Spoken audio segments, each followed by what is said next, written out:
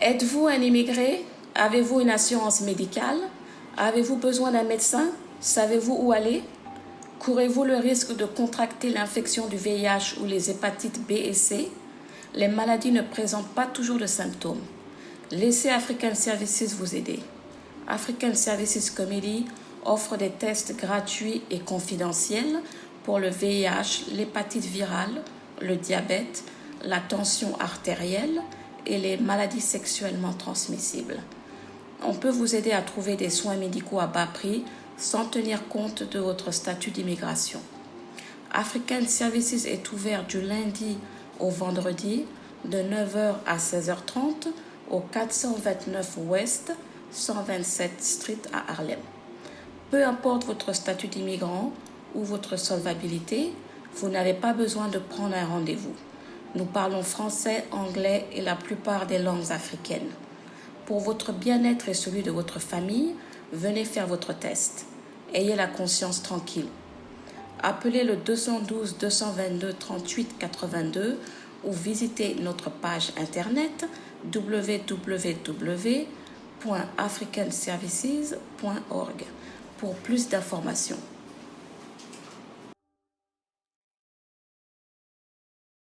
jërë ngeen jëf mbokk auditeur auditrice émission Dóor waar ci WPAT 98am.com dellu di jaar la communauté sénégalaise di jaar sunu kilifa diine yi di jaar sunu kilifa aada yi di jaar ñëpp ñi nga xam ne nii dañuy safoo seen émission Dóor waar fan yi nag gëj ngeen ñu dégg ndax dañ nekkoon Sénégal mais ñi ngi leen di jottali nuyoo waa Sénégal di ziaraat ñëpp di ñaan lépp loo xam ne rek ñu ngi koy daw ci dëkk bi mu nekk loo xam ne nii dañ koy daloo ak jàmm mu nekk loo xam ne ay xewal la di jaar jeunes yi di jaar immigré yi rawatina suñu mbokk gan yi nga xam ne nii ñu ngi bëtt frontières yi di ñëw lépp rek ngir teral waajur lépp ngir tekki di jaar sunu mbokk yi nga xam ne dañ doon safoo di déglu chaque lundi 10h 11h dinañ ñëw lundi prochain incha allah chaque vendredi désormais di ngeen ànd ak seen émission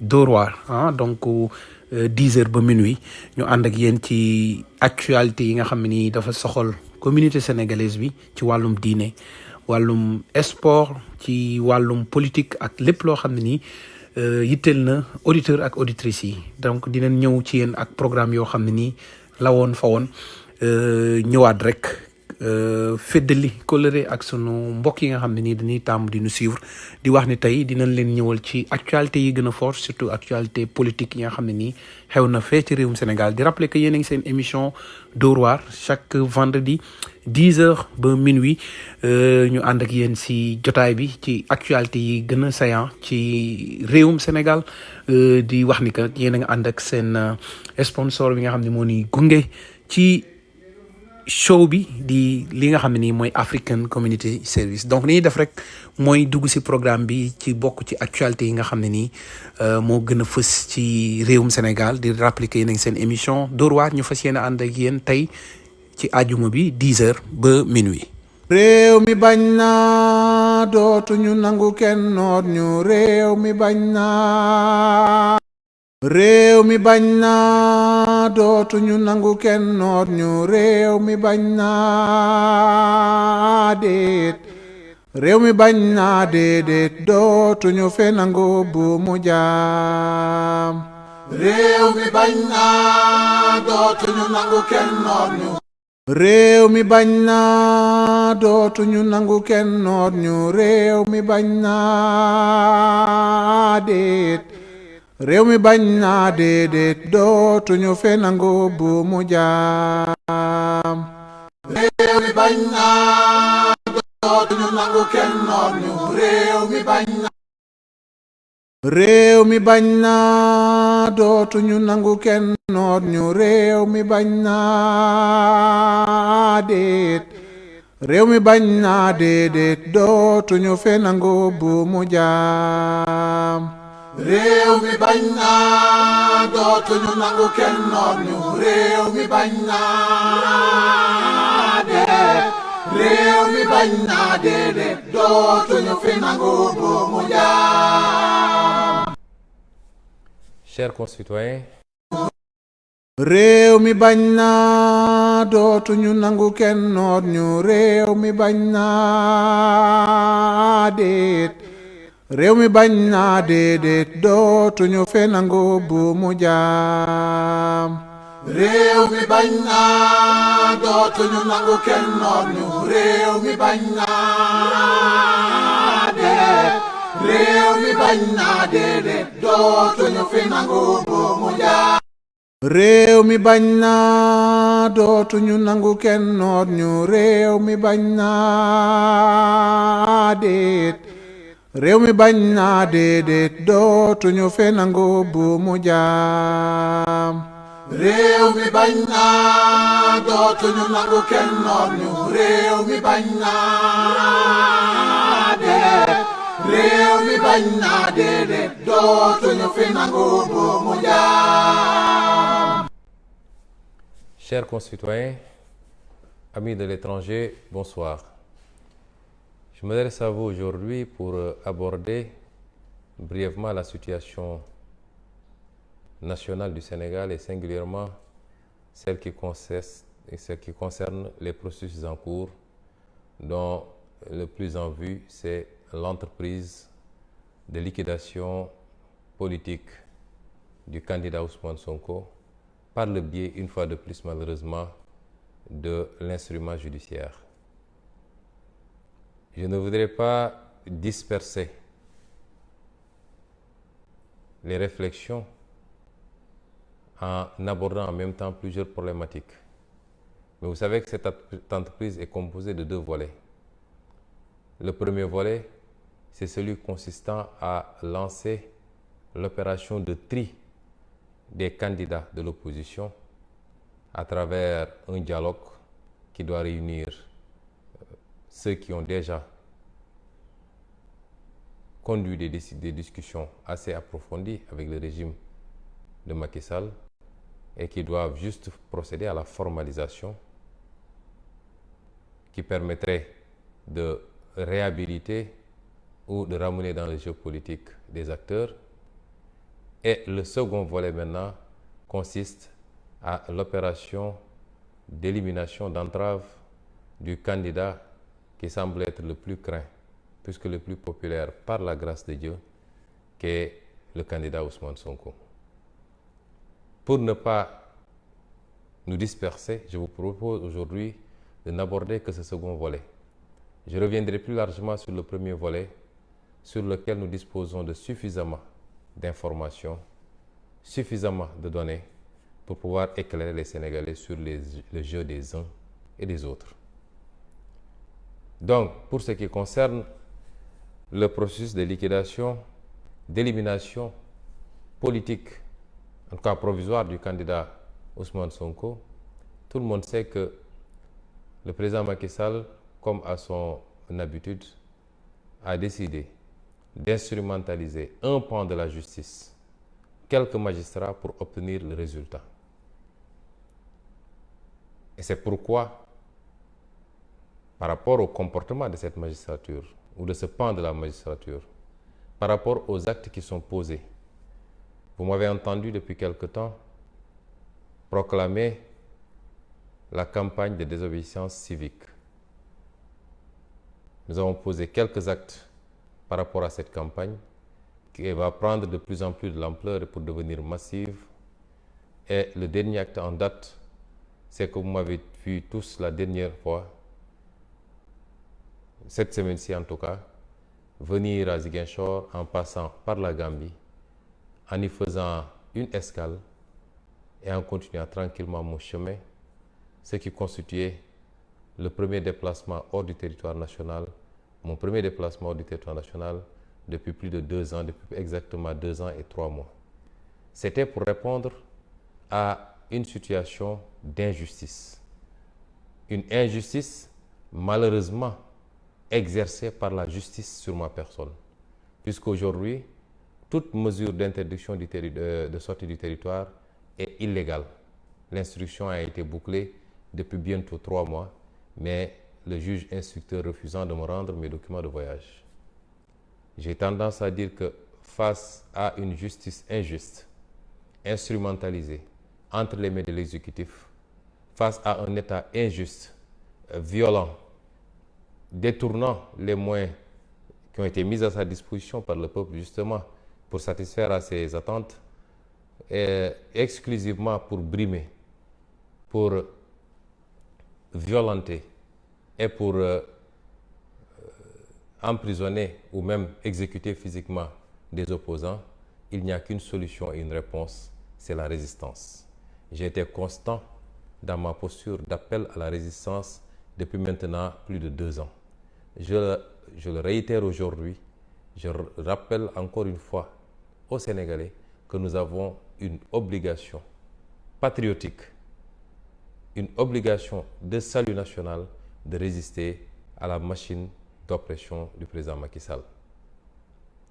Et donc aujourd'hui, il s'agit d'échanger sur ce qui se joue sous nos yeux, notamment la multiplication des procédures judiciaires, les unes plus farfelues que les autres, contre le candidat Ousmane Sonko.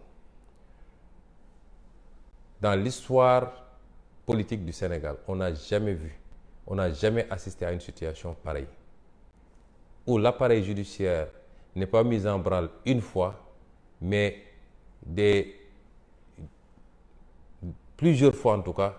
Je ne décompte même plus les procédures qui ont été lancées contre ma personne, uniquement pour atteindre un candidat dont on a peur relativement à sa popularité. Et j'ai donc considéré qu'il fallait continuer la campagne de résistance, avoir cette position de résistance et de désobéissance civique face à des lois, soit à des lois injustes, ou alors pas face à une exécution injuste et injustifiée de ces lois. De quoi s'agit-il? Vous avez tous vu que nous avons été programmés. Depuis le mois de février à ce jour, ce sera la 6e ou 7e convocation devant la justice sur ma personne. Inédit. Jamais dans l'histoire judiciaire du Sénégal, politico-judiciaire du Sénégal, on a assisté à un tel acharnement contre un candidat. Je voudrais donc m'adresser à vous, particulièrement à ceux qui, dans leur maison, dans leur lieu de travail, je voulais m'adresser à vous, intellectuels, à vous, artisans, à vous, agriculteurs, chauffeurs et tout le monde. Mais je voudrais m'adresser également singulièrement à vous, partenaires du Sénégal, communément appelés communauté internationale. Je vais m'adresser à vous sur des bases factuelles pour vous démontrer combien l'État du Sénégal et la justice sénégalaise ont été injustes vis-à-vis de ma personne. Je voulais d'abord lever une équivoque. Le pouvoir du président Macky Sall fait sa propagande auprès des foyers religieux, auprès de l'opinion généralement, à travers des interventions sur des plateaux de télé ou sur les réseaux sociaux. Il fait sa propagande auprès de vous, ambassade accréditée au Sénégal, pour vous faire croire que Ousmane Sonko ne respecterait pas les institutions, qu'il refuse de répondre à la justice, qu'il mobilise des gens pour faire face à l'État. Mais les faits démentent cela. Et je vais vous en donner.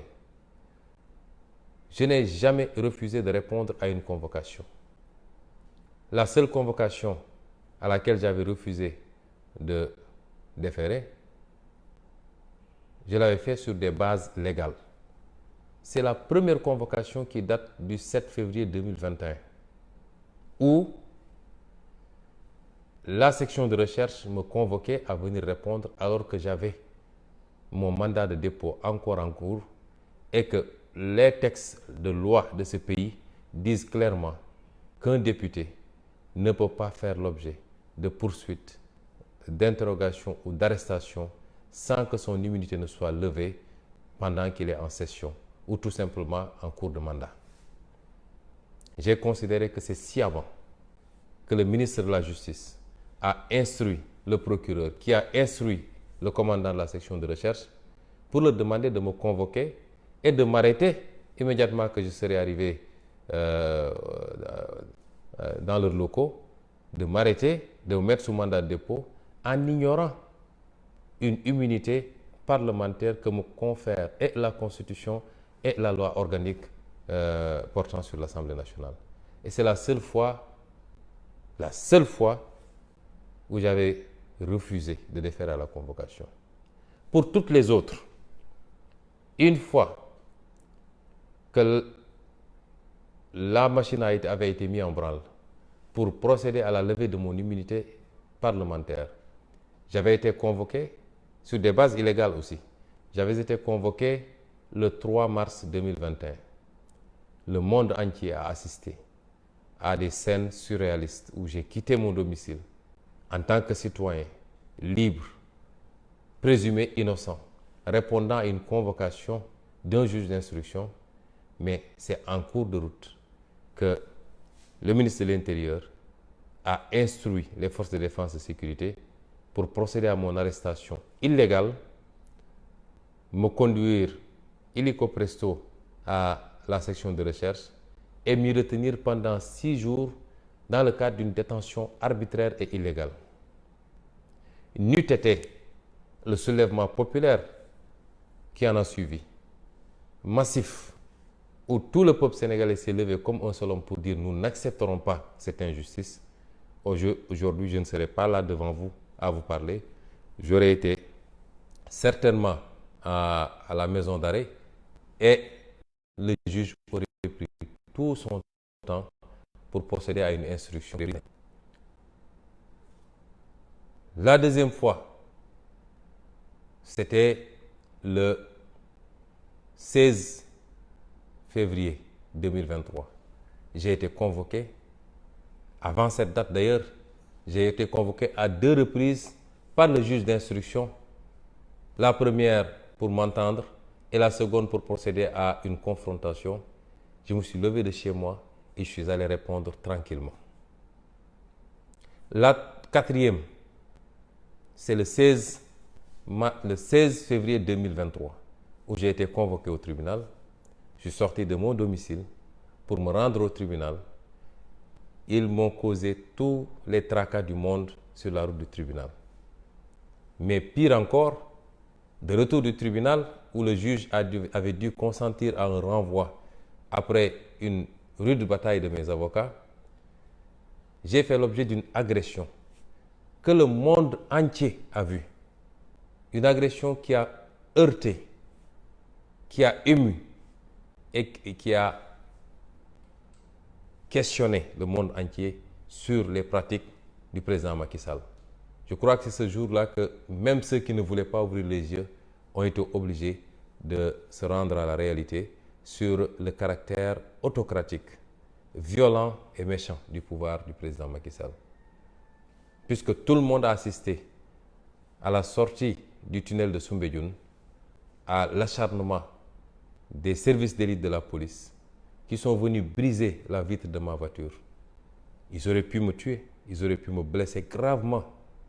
Ils m'ont blessé légèrement, puisque les tessons de bouteilles se sont incrustés entre ma chaussure et mon pied, et j'ai dû marcher sur cela, ce qui m'a créé des coupures. Ils auraient pu m'atteindre à la gorge. Les tessons de bouteilles auraient pu atteindre mon œil, mais d'une violence inouïe que rien ne justifiait. Et tout le monde a pu assister à cela. Ça date d'à peine 2 mois et demi. Et le monde entier a vu cela. Et rien ne justifiait ce comportement, si ce n'est la volonté et de blesser et d'humilier un adversaire politique. J'ai été conduit de force chez moi dans ces conditions. La 6e fois, c'est lorsque j'avais été convoqué. 1 mois plus tard, puisque le renvoi, c'était pour le 16 mars. Là aussi, le monde entier a vu que sur la route du tribunal, les forces de défense et de sécurité, sur instruction de Macky Sall via son ministre de l'Intérieur, ont bloqué mon convoi, ont gazé mes accompagnants, en ont arrêté beaucoup qui croupissent encore aujourd'hui dans les geôles de Macky Sall, ont cassé la vitre de ma voiture une 2e fois Et quand j'ai pu m'en extirper pour entrer dans un autre véhicule, ils sont revenus casser la vitre de ce véhicule, mais plus grave encore, m'ont aspergé d'un liquide qui, plus tard, s'est avéré être un liquide toxique qui aurait pu me coûter la vie si je n'étais pas sorti très tôt de la voiture, si j'étais resté dans un environnement clos. Cela s'est fait au vu et au su de tout le monde, avec toutes les caméras braquées, puisqu'ils ne se cachent plus dans les exactions qu'ils commettent. Chers amis, chers concitoyens, chers amis étrangers, ces faits sont d'une particulière gravité. On n'a jamais vu dans le monde entier un citoyen convoqué au tribunal qui s'y rend faire l'objet d'autant d'acharnement, d'autant de brutalité et de tentatives presque de liquidation physique. On n'a jamais vu un citoyen qui, à chaque fois qu'il est convoqué au tribunal, 48 heures avant, ou même plus, est prisonnier de Macky Sall.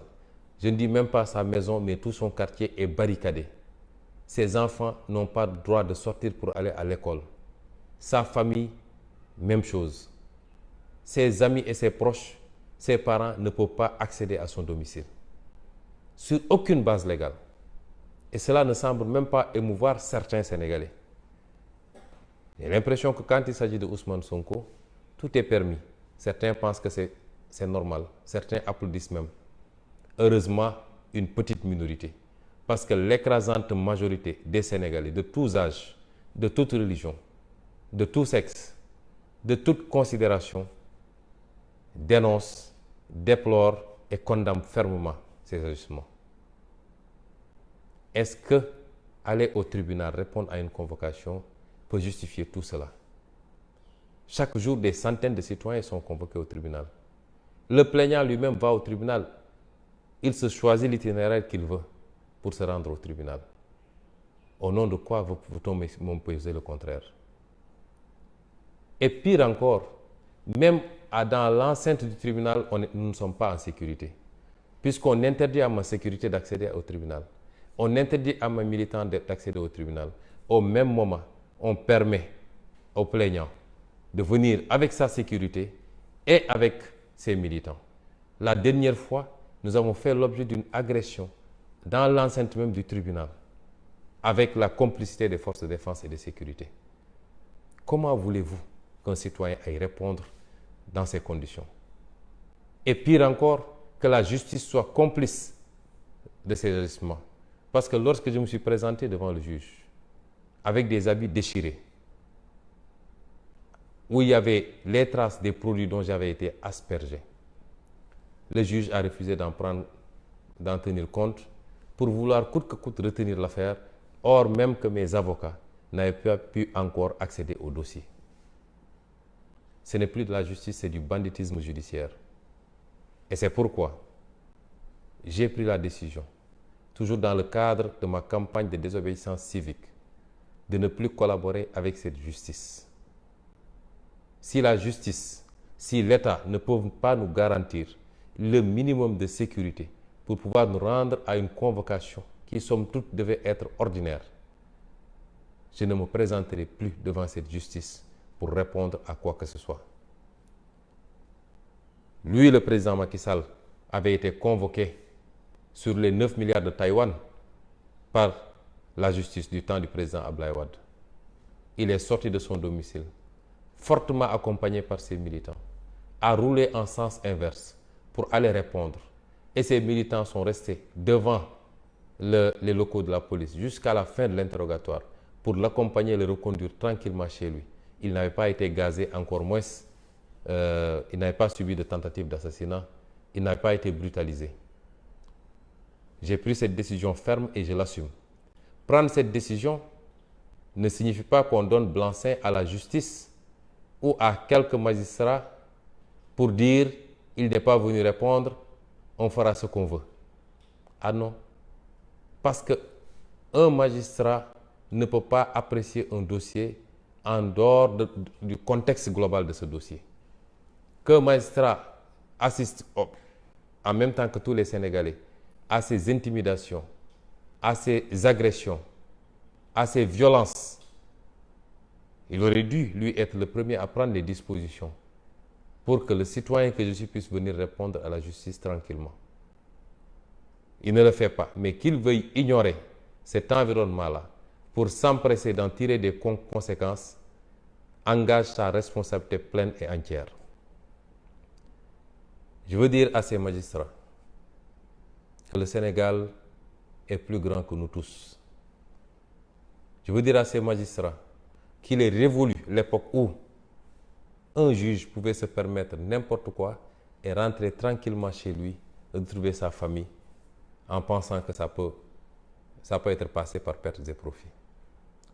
Je veux dire à ces magistrats que ce que le Macky Sall vous demande, puisqu'il dit que c'est une affaire de la justice, et c'est ça la lâcheté de certains hommes politiques, il ne veut même pas endosser la responsabilité de la liquidation de Ousmane Sonko, mais il se défausse sur vous. J'en appelle à la responsabilité de ces juges. Ce que Macky Sall vous demande de faire, c'est d'être les éléments qui vont stopper un projet pour lequel l'écrasante majorité des Sénégalais et beaucoup d'Africains nourrissent aujourd'hui un espoir sans fin. Je n'ai jamais volé, je n'ai jamais violé, je n'ai jamais été corrompu, je n'ai jamais corrompu. Je peux dire la main sur le cœur que j'ai les mains propres. Et vous, magistrats, particulièrement vous, les 3 juges qui devraient siéger, le président Macky Sall vous dit, c'est à vous de stopper aujourd'hui ce projet en décrétant l'inéligibilité de M. Ousmane Sonko. C'est une grosse responsabilité que vous avez. Parce que vous savez tous, comme tous les Sénégalais d'ailleurs, qu'aucun des dossiers qui vous est soumis ne tient la route. Tous ces dossiers sont cousus de fil blanc. Il n'y a jamais eu de diffamation. Il n'y a jamais eu de faux ni d'usage de faux. Il n'y a jamais eu d'injure. Il n'y a jamais eu de viol. Même un enfant de 10 ans au Sénégal sait cela. Et vous le savez parce que vous savez que vous avez des dossiers vides où il n'y a absolument pas matière à condamner qui que ce soit, a fortiori Ousmane Sonko. Et je veux vous dire que si vous ignorez ces enjeux, si vous n'avez pas compris, au-delà du mal que vous faites aux gens, en vous cachant derrière votre robe et derrière une interprétation fallacieuse de la loi, vous vous attaquez à un homme qui ne vous a rien fait. Vous vous attaquez à sa famille. Vous faites mal et vous pensez que vous pouvez, vous, après, tranquillement, continuer à dérouler comme si de rien n'était, vous vous trompez. Tous ceux qui auront participé à ces complots, je le jure devant Dieu, d'une manière ou d'une autre en rendront compte. Et ce n'est pas l'affaire d'une journée. Ce n'est pas l'affaire d'un mois. Ce n'est pas l'affaire de quelques années. Ah non. Je lance un appel à tous les militants et militantes, tous les sympathisants et sympathisantes, tous les Sénégalais imbus de vérité et qui croient à ce projet, d'en faire une affaire personnelle. Quand je parlais de Gatsa Gatsa, j'assume mes propos.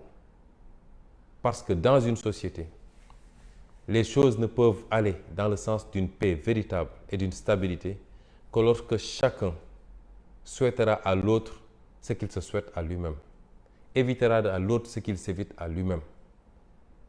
Et la pire des injustices, c'est celle qui se cache derrière la loi.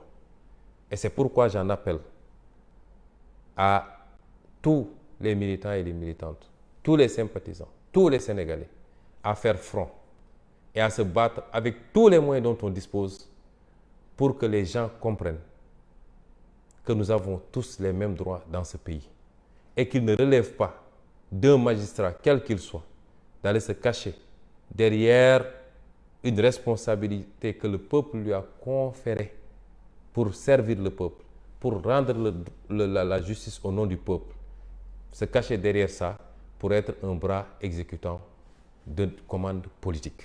Nous ne pouvons pas l'accepter. Et c'est pourquoi j'en appelle à la sagesse de tout le monde. J'en appelle à la sagesse de ces juges. Le parquet est ce qu'il est. Les juges d'instruction, certains sont manipulables. Le parquet, c'est Macky Sall, puisque le parquet dépend du ministre de la Justice, qui lui dépend de Macky Sall. Ce que le parquet a fait est gravissime, jusqu'à présent. Et on a entendu le procureur Abdou Karim Diop lancer même des menaces contre ma personne en disant que désormais, rien ne me sera pardonné. Je lui dis qu'on prend acte de vos menaces, M. Diop. À la fin de la journée, on saura qui pardonnera à qui, s'il plaît à Dieu. Mais je veux dire simplement qu'il ne vous incombe pas de jouer le rôle qu'on vous fait jouer et personne ne pourra vous protéger dans le court, moyen ou long terme par rapport aux actes que vous poserez.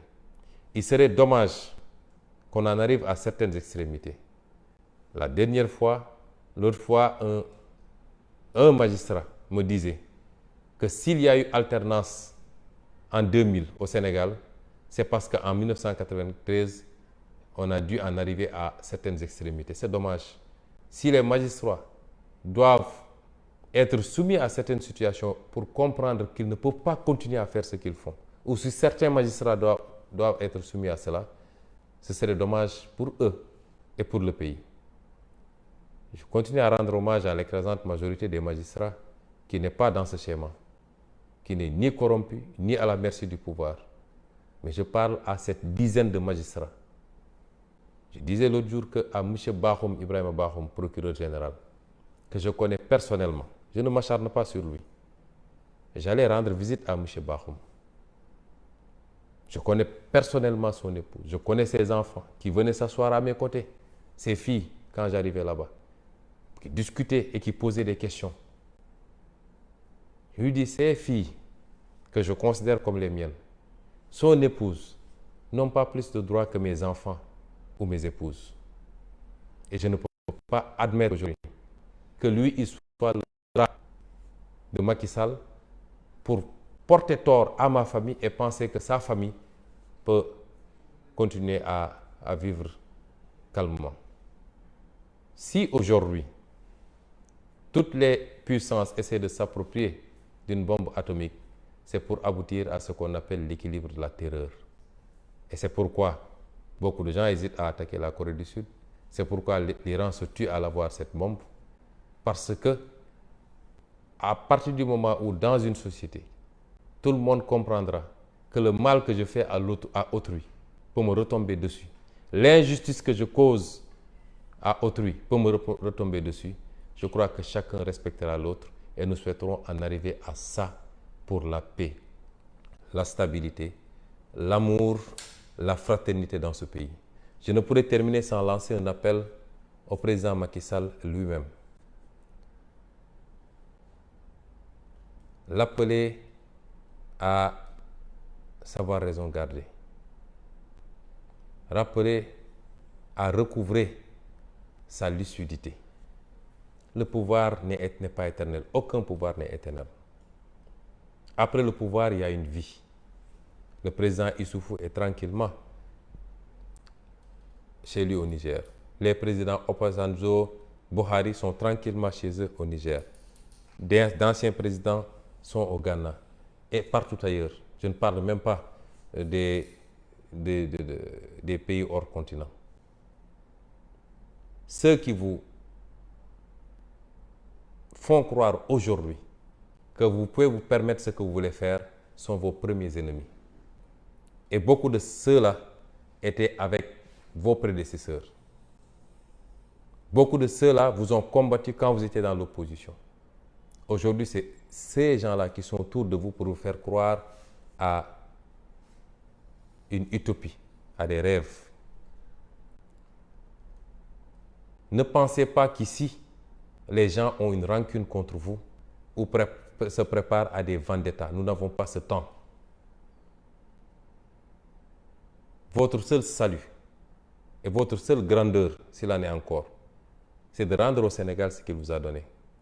Évitez au Sénégal un bain de sang inutile. Évitez au Sénégal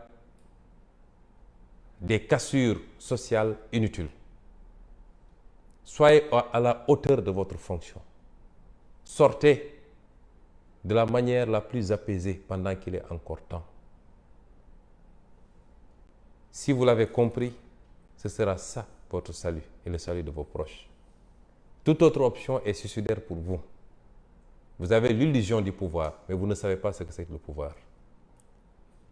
Et nous devons tous nous avons tous une responsabilité vis-à-vis des 17 millions de Sénégalais pour que ce qui va se passer les 9 mois à venir se passe de la meilleure manière pour le Sénégal, en évitant ces cassures, en évitant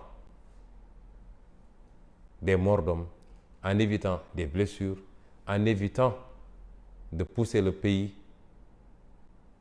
dans des situations que nous ne souhaitons pas et que nous avons vues ailleurs en Afrique. Et ça ne doit pas être sous votre règne, parce que vos prédécesseurs ont pu faire leur mandat et s'en aller au moment opportun et laisser le Sénégal dans la stabilité et dans la paix. Je vous remercie. mbokki Sénégal, assalamu alaikum. ma dellu si di waxtaan ak yéen ci lu gàtt ci xew-xewu réew mi rawatina li jëm ci sama jëmm ju néew ji. li tax may waxtaan ak yéen mooy gis ngeen li xew ci réew mi lépp ñu jëmale ko ci sama jëmm. daanaka li ngeen di gis ci réew mi yee ci ay pexe yu ñuy teg muy ci wàllu justice wala muy ci wàllu politique xam ngeen ni lépp jubluwaay bi mi ngi jëm ci suñu jëmm ji. ñu ciy sant yàlla nag ndax fu dara newul defe naa kenn du ci sonn waaye nag dafa am mbir moo xam ne fu mu toll rek bu naree ëpp ñu war koo arrêté balaa muy tuuru. ba tax nag ma ne naa waxtaan ak yéen ci lu gàtt ndax dégg ngeen ma ci fan yële ma ne leen fiñ toll nii tembe li tubaab naan désobéissance civique mooy bañ ci nangu wala topp li nga xam ne jàpp nañ ni bu mbir yi jaaroon yoon ñëpp ko war a topp. foofu laa toll ak nguuru Macky Sall te li ko waral mooy tooñ geeg loraange yi nga xam ne ñu ngi koy teg sama ndodd boobu ba léegi te àdduna yëpp teg ci seen bët. fi mu toll nii nag dafa am lu xew ñëpp di ko gis te lépp nag mi ngi jublu ci naka la ñuy def ba Ousmane Sonko du nekk candidat 2024. mu am loo xam ne nag ay nit a daje ne nañ ko togg nit ñooñu nag di ngeen ci am ay surprise dinañ ci ñëw après ndax lu bëree bëri xam nañ ko. bu leen jàpp ni président Macky Sall moom dong la amaana sax moo ci gën a néewrul waaye ay nit a daje ne nañu togg loolu ndax kii bis bu demee élection du baax ci ñun. di ngeen ci am ay surprise ci nit ñooñu. mu am beneen boo xam ne nag ña lu bokkul ak loolu ñuy togg ne nañu daje waxtaan ci waxtaan goo xam ne nañu fexe ba ki war a toog na jóge ci ñun ñooñu di waxtaan waaye bu mu doon Ousmane Sonko. beneen bi mooy nañuy naka la ñuy def ba keroog bu ñu demee conseil constitutionnel ne Ousmane Sonko mënul nekk candidat ndax dañ ko condamné mooy lii ngeen gis ci ay dossier judiciaire. Sénégal ñu gis loo xam ne kenn mësu koo gis ci Sénégal ci diir bu gàttee nii ngeen dossier yu dul jeex nga xam ne Macky Sall moo koy doxal directement moom ci boppam ndax ku ne procureur ne ministre de la justice mooy Macky Sall. Macky Sall moo naan ministre de la justice defal nii ministre de la justice woo procureur ne ko programmel wala defal li wala defal lële wala poursuivre wala defal mandat de dépôt yooyu yëpp demandeel mandat de dépôt bokk yooyu yëpp mi ngi jóge ci Macky Sall. kon ci fànn boobu laa bëgg a waxtaan ak yéen wax leen ni dafa am loo xam ne ñoom ñu ngi koy wër di ko wax ñu nga ci plateau télé yi di ko wax ñu nga ci réseaux sociaux yi di ko wax ñu ngay wër ci ambassadeurs yi di ko wax ñu ngay seeti kilifa diine yi di ko wax mooy lan mooy Ousmane Sonko respecté wul état bi respecté wul justice bi buñ ko woowee du wuyu si. may wax ni loolu méngoowul ak dëgg li ko firndeel mooy musuñu maa woote wuyu ji ma sénégalais yi damay bëgg suñuy wax ñu wax ci loo xam ne lu nit mun a teg loxo la. benn yoon lañ ma mus a woo ma ne leen ñëwuma te mooy woote bu njëkk ba le 7 février 2021 yàgg na ñaari at ak lu tegu ci gannaaw te li taxoon may leen ñëwuma mooy yoon dafa man ngi nekk député kenn mu ma woo te teg ma xëy rek ñu ne ma woo nañ la gendarmerie da ngay ñëw may leen déet lii la ma constitution may lii la mooy yoon may munu leen ko jalgati waaye boo génnee boobu yeneen yëpp bañ ma woy dama wuyu si bi ñu demee ba teggi sama malaanu kiiraay te teguñu ko ci yoon fi ñu ko jaaduwut dama nangu le 3 mars 2021 man leen maa ngi leen di wuyu si Sénégal yëpp gis ngeen bi ma jógee di dem wuyu si ñëw ba rond-point Mermoz lañ Antoine Diome joxe ndigal ñu arrêté sama convoi génne ma de force dugal ma ci seen oto yóbbu ma téye ma section recherche téye ma fa juróom benni fan bu dul woon yow askan wi nga xam ne yaa jóg taxaw ne lii duma ko nangu kon tey jii maa nga prison ñu jël seen temps yëpp ne ñu ngi defar seen instruction parce que dañoo laloon seen plan ba nas ko ba teg ko ma dellu di la gërëm yow askan wi di la gërëm ci taxawaay boobu xam ni loolu dafa gën a yokk ci man dogu gi ma dogu ni man jaamu askan gi la jaamu askan wi la mooy sama xëy sama gontu sama noq yi la ma ci dese bokk mooy nu may def ba askan wi léppam baax ba tappale gi fi nekk jóge fi ba alal réew bi ñuy luubal jeex fi ba ni ñuy jëlee suñu mbir tubaab yi di ko yóbbu te suñu alal waroon des ci réew mi jóge fi man loolu mooy sama combat politique askan wi dem ba comprendre ko jiili ma ji moo tax góor-góor rek la mën a nekk ñu jóge ci loolu woowaat nañ ma fi juge d'instruction bi mu ubbiwaatee dossier bi woo na ma fi lem ma woo yëpp dama wuyu si woo na ma bu njëkk ne ma kaay ma laaj la ma dem ma laaj ko mu toogaat ba mu nekk ko ne ma kaay damay woote ndax dama leen di defal confrontation mooy ngeen toog ku nekk layoo ma dem nangu ko ñu toog tuuti police woo ma wala dikk ne ma am na ko fi déposé plainte ñëwul wuyu ma dem wuyu ji ko ñu toogaat ñu convoqué ma le 16 février ma jóge sama kër di dem tribunal ñu song sama convoi dóor samay nit ay lacrymogène ñi ñu jàpp leen dem tëji leen ma dem tribunal ñu ne renvoyé nañ affaire ba le 16 mars may dellu si di ñibbi si yéen ñëpp yéen a teg seen bët ñu bloqué sama oto ci Soumbédioune daal di toj sama vitre oto mënoon nañ ma gaañ mënoon nañ ma rey gaañ nañ ma sax waaye mënoon nañ ma rey sax toj sama vitre lu kenn mësul gis ci koo xam ne mi ngi ñibbi këram daal may génne ci oto bi par la force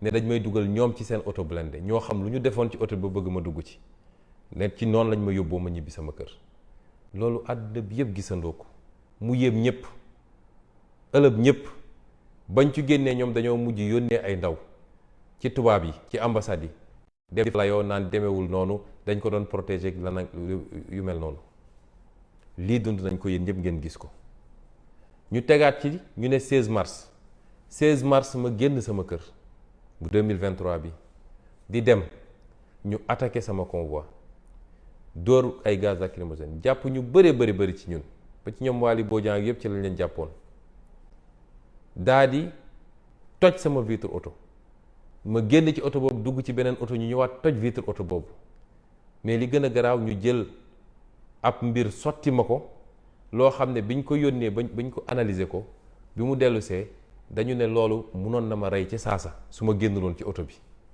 bañ ñu ko sottee ñi fa nekkoon ñëpp ndax nekkuma foon man dong ay seede am na kenn mënatul woon ubbi bëtam xool kenn mënatul woon noyyi métti na méttiwaay boo xam ne ku ko dundul mënu koo xam yii yëpp dund nañ ko fii kon ku leen ne Ousmane Sonko dafa bañ uyu ji justice da leen wax lu ko neex musuñu maa woote dew ma uyu ji le 30 ñu woowaat ma tëdd l'hôpital sama yaram neexul ma yëkkati samay certificat médicaux jox ko samay avocat nga xam ne loolu fu mu mus a amee juge da koy jël juge bi neen moo lànk du laal sama certificat médicaux ba pare ne samay avocat amu leen droit layal ko daal di def ay condamnation yoo xam ne d'accorduma ci ànduma ci tey waaw kon est-ce que Ousmane Sonko dafa bañ a wuyu justice am déet est-ce que Ousmane Sonko mës nañ ko convoqué te demul te yéen ñëpp gis ngeen ni saa yu ma convoqué sama waa kër du ñu nelawati sama yaay booy du nelawati samay mbokk du ñu nelaw ndakaaru kenn du fa liggéey lépp la ñuy tëj ñu daal di jël lim ñu amoon yépp ci police ak gendarmerie ñëw saam ko ndakaaru rawatina sama quartier dinaa toog ñaari fan ñetti fan mënumaa génn sama kër samay doom mënuñoo jàngi samay mbokk mënuñoo ñëw ci kër gi ci ku ñu convoqué rek ci justice ci loo xam ne àndul ak benn yoon lii nag laa ne mënatul wëy moo tax ma ne la ma waxoon campagne de désobéissance civique moom lay continuer ndax boo demee ba dem tribunal sax ñu convoqué la ki la convoqué moom muy état moom ci boppam moo lay tere dem tribunal te liñ ci jublu yépp xam nañ ko lépp xam nañ ko. barki dem sama benn avocat dañu waxtaan mu ne ma noo mën a def rek pour ñëwal ma ne ko léegi proposé ma naka laay génnee cité kër góor gi ba egg foofu te lii du am mu ne ma su dee sax da ngay sàcc ñaari fan balaa loolu nga ñëw làqatu ci benn hôtel ville ma ne ko loolu jaratu ko dem tribunal jarul loolu.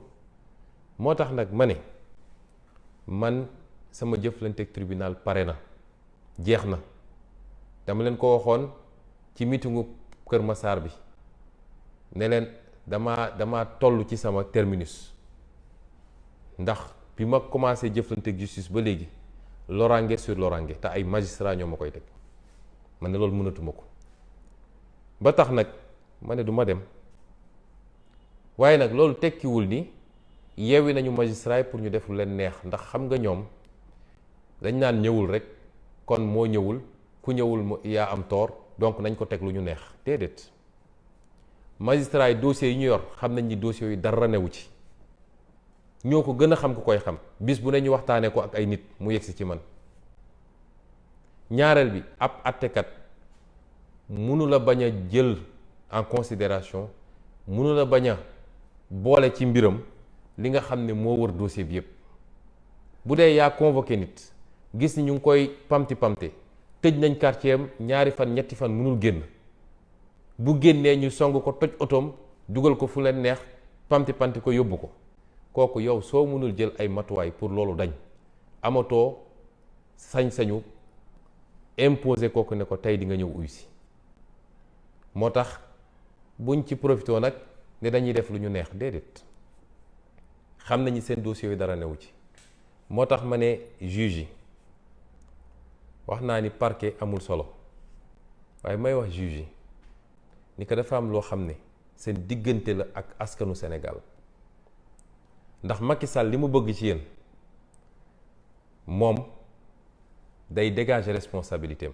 nee na affaire justice la mooy moom lu mu ñemewut dal ci kaw Ousmane Sonko directement ñëpp gis ko da leen koy sippili yéen magistrat yi yéen ñii war a yor dossier bi moo tax mu ne c'est une affaire de la justice te yéen ñëpp xam ngeen ni mbirum politique la du mbirum justice moo tax ku nekk na jël responsabilité am Macky Sall ñaar fukki fan ak juróom ci gannaaw dalal na benn leader politique boo xam ne ci Yewwi Askan Wi la bokk de 22h à 1h et quelques leader politique boobu ba mu ci jógee daf ma woo ne ma dama lay rendre compte ndax Macky Sall dalal na ma fii ci Mermoz ci kër doomam te ci waxtaan googu wax na ba ne ma dossier Ousmane Sonko bi li ci xaw en première instance loolu daf ñëw rëcc parce que magistrat bi ko àtte Pastef la bokk waaye dinañ ko dabu ci appel nii la ma ko waxee billaahi wallaahi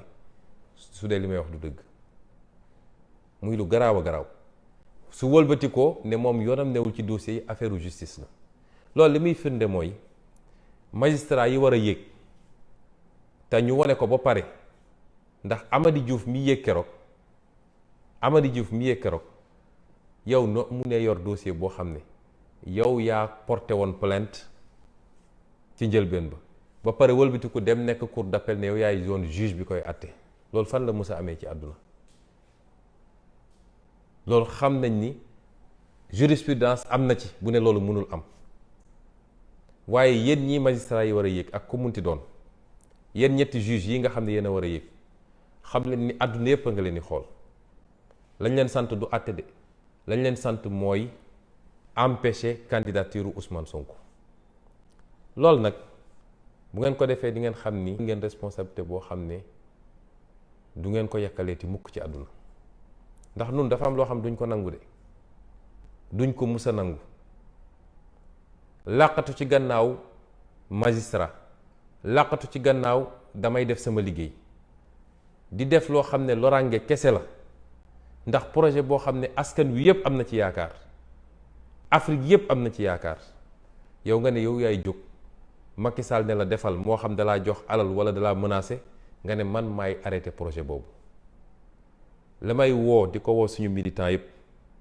di ko suñu sympathisant di ko bopp sénégalais boo xam ne am nga yaakaar ci ñuy liggéey mooy képp ku bokk ci complot bi ak koo munti doon jàmm ji ñu xañ ko suñuy njaboot projet bi nga xam ne projet salut public la Sénégal yëpp am ci yaakaar nga ñëw ne yow yaa koy yàq kooku ku ko def bu mu amati jàmm fii ci Sénégal nañ ko andil lu ñu bëgg ci protection waaye duñ ko mus a fàtte du tey du ëllëg du dans 5 ans du dans 10 ans parce que réew pour mu dox foo ñu toll ci foo xam ne kenn ku ne la nga bañal sa bopp na nga ko bañal sa morom la nga bëggal sa bopp na nga ko yéene sa morom loolu la ñu diine jàngal réew pour mu dox yàlla moo ñu gën fuuf waaye bu demee ba ne mën ngeen fayu ba ne ku jël bakkan mun ngeen jël bakkanam ku tuur bët mun ngeen tuur bëtam ku damm bëñ mun ngeen damm bëñam ku dagg nopp mun ngeen dagg noppam na ngeen fayu lu tolloog li ñu leen def yàlla bu demee ba wax loolu dafa xam ni loolu rek moo mun a tax ci biir société kenn ku ne respecté moromam parce que di nga xam ni lii ma koy def ci lu bon mun naa dellu si man bëgguñoo yegg fenn fi ñaanuñu ko yàlla na kenn ku nekk delloo si xelam ci yàlla xam ni lii dafay jeex kenn ku ne boo toogee fi nga war a àtte fàttel lu la Macky Sall wax fàttel lu la Antoine Diome wax fàttel lu la Ismaïla Madior wax ay nit dong lañu fii les quelques années kenn dootul tudd seen tur te kuñ fi puus ba nga def loo warul def ma wax leen lenn loo xam ne téere la man maa leen ko wax tey du ma ab xutbu du ma ab yonent du ma gisaane waaye am naa yaqin ni Macky Sall juróom-ñetti weer moo ko dese ci réew mi yéen ñi muy dugal nag bu leen dugalee ba dem yoonam di ngeen xam ni ci réew mi ngeen nekk amaana sax nit ñi duñu xaar ba mu dem yoonam pour jëflante ko yéen moo tax na ñëpp delloo seen xel Sénégal jàmm ci xaj projet bi kenn du nangu ñu yàq ko ci caaxaan nun duñu Khalifa Sall duñu Karim Meïssa Wade na ngeen delloo seen xel diluñu négocier wuñu defuñu benn compromission na ngeen delloo seen xel te xam ni tuuti war ngeen tuuti ak war ngeen am lu ngeen sédd ba bañ a taal réew mi na ngeen delloo seen xel parce que ni ngeen amee njaboot la ñu amee njaboot ni ngeen bëggee lu baax la ñu bëggee lu baax te xam ngeen nekku leen ci dëgg billaahi wallaahi nekku leen ci dëgg kon na ñëpp delloo seen xel yii nag Macky Sall di def yépp pour xoqatal la ma koy wax yéen waa askan wi fi ma toog de maa ngi sigi coor Macky Sall li mu am ci alkaateeg ci drone ak lépp ma nga Dakaaru Macky Sall àttanul askan wi la ca des mooy lan la ñu jaral ñun waaye jiiñ naa ni bu askan wi jógee ci benn fan wala ñaar mun nañu pare Macky Sall Macky Sall àttanul askan wi moo tax muy dem ay 4 avril di génne ay drone ak ay dragon pour essayer xoqatal askan wi loolu yëpp nag ku mu leer ni tóoru day bëgg a gagner bataille psychologique bi di wane ni am naa doole mën naa lii di bàkkoog yu demee noonu waaye Macky xam na ni yow askan wi àttanu la moo ko gën a xam ku ko xam ci àdduna moo tax toujours li ma doon wax appel à la résistance nañu gën a takk suñu digg 9 mois moo des pour ñu yegg ci li ñu war a yegg te yàlla xam na ne buñ ci yeggee defar réew mi yàlla xam na ne buñ ci yeggee réew mi soppe ko ba faw ndax loolu ñu liggéey yépp dinañ toog ba tey ñu seetaan mu naxasaay ci Macky Sall ak ñetti juge ak benn procureur est-ce que dinañ ko seetaan loolu mooy question bi du mbirum Ousmane Sonko weesu na Ousmane Sonko kon nañu gën a takk suñu ndigg te lu mu jaral Macky Sall nañu ko jaral ndax ñi muy jàpp nii ñépp pour xoqatal la ak parce que dafa ragal may massawu njabootu ñi mu jàpp d'abord seeni wayjur ndax ñoom xam nañ li tax ñuy xeex ñoom te kenn ku ne ci ñun mi ngi doon xaar loolu may massawu seen waa kër te xam ni wax leen ni duñ leen mës a seetaan lañ ci war a def yëpp ñu ngi koy def fu may daanelee nag mooy wax ak Macky Sall moom ci boppam président Macky Sall àdduna bu mu la jay mukk àdduna dafa am taarix am siira. boo demee ci siira boo demee ci histoire àdduna bi ci gën a sori mooy Firawna ba yi ci mujjee nii kuñ ci mus a jay ba gëmloo ni am nga doole bu kenn amul rek rey nañ la. gis nga nguur kenn moomu ko, yàlla rek a ko moom, te dafa am bakkan day jeex. ñii la wër dar la naan la 3e mandat di la bàkk ak yu demee noonu, ñu ci bëri ci ñoom ñu ngi àndoon ak président Ablaye Wade di xeex contre toi, te bis boo fi jógee ngay xam ni ñooy ay jaam, jéggal leen ma ci terme bi. dañoo bëgg nga delloo sa xel, la ñu la yéene ñun mooy nga pare dem toog ni say morom. président Issoufou mi ngi Niger, kenn sonalu ko. président Buhari ak président Obasanjo kenn ñi ngi fii Nigéria. Guéry Rawlings nekk na Ghana ba ni mu génnee àdduna. keneen ak keneen noonu, waxuma sax réewu tubaab yi, fii laa wax ci Afrique. lañ la yéene mooy nga génn dem toog jàpp sa ñàmbur di dox say soxla, wala su dee da ngay dem ci international nga dem, waaye yéenewuñu la mujj bi nga xam ne ñooñu moom lañ bëgg si yow, ndax munoo gagner combat bi devant le peuple sénégalais. te plus ñu lay dugal plus sa situation est grave, parce que bu dee da ngaa dox ci ay néew pour génn wala pour essayer forcer toog ci réew mi, xamal ni sa mujj dina métti lool, dina jafe lool, te yéenewuñ la ko. ki la gëmloo ni nit ñi dañ laa jàppal dara, bëgg laa fexeel wala di fay di waajal ay fayu, ñun amuñu jot boobu. xam nga ñun dañoo jàng ci yonent bi alayhi salaam, jàng ci nit ñu baax ñi. li ñu jàng mooy lan? bu xeex nooteel jotee kenn gënuñoo dëgër, kenn dàqu ñoo xeex. bu bañ injustice jotee kenn dàqu ñoo xeex. bu xeex ngir dëkk jotee kenn dàqu ñoo xeex. waaye bu ñu demee ba jekku la yonent bi defoon keroog bi mu ubbee Màkka, ñun loolu la ñu gëm. parce que ku ñu jox réew da nga war a jublu ci liggéey, da nga war a jublu ci tabax ak defar, waaye xëy su bu ngoon jot di wër kan laay tëj kaso, bokk na ci li tardel Sénégal ba fi mu toll nii. kon na nga delloo ci sa xel, xam ni ala kulli xaal nguur gi la yàlla doxoon jeex na. seetkat bu la neen nguur gi des na nax na la, bu xaabu bu la ko wax nax na la, ku la ko munti wax nax na la. politiciens yi la wër di la gëmloo naan la 2e quinquennat ñu ngi lay nax, kenn ci ñoom gëmul loolu. la ca des nag mooy daa am fu réew di toll, dafa am fu mbir di toll, ki mu concerné moo war a jël responsabilité am, faire preuve de grandeur. loolu rek lañu souhaité ci yow, souhaité ko ci sa njaboot. asalaamualeykum wa rahmatulah wa barakaatu.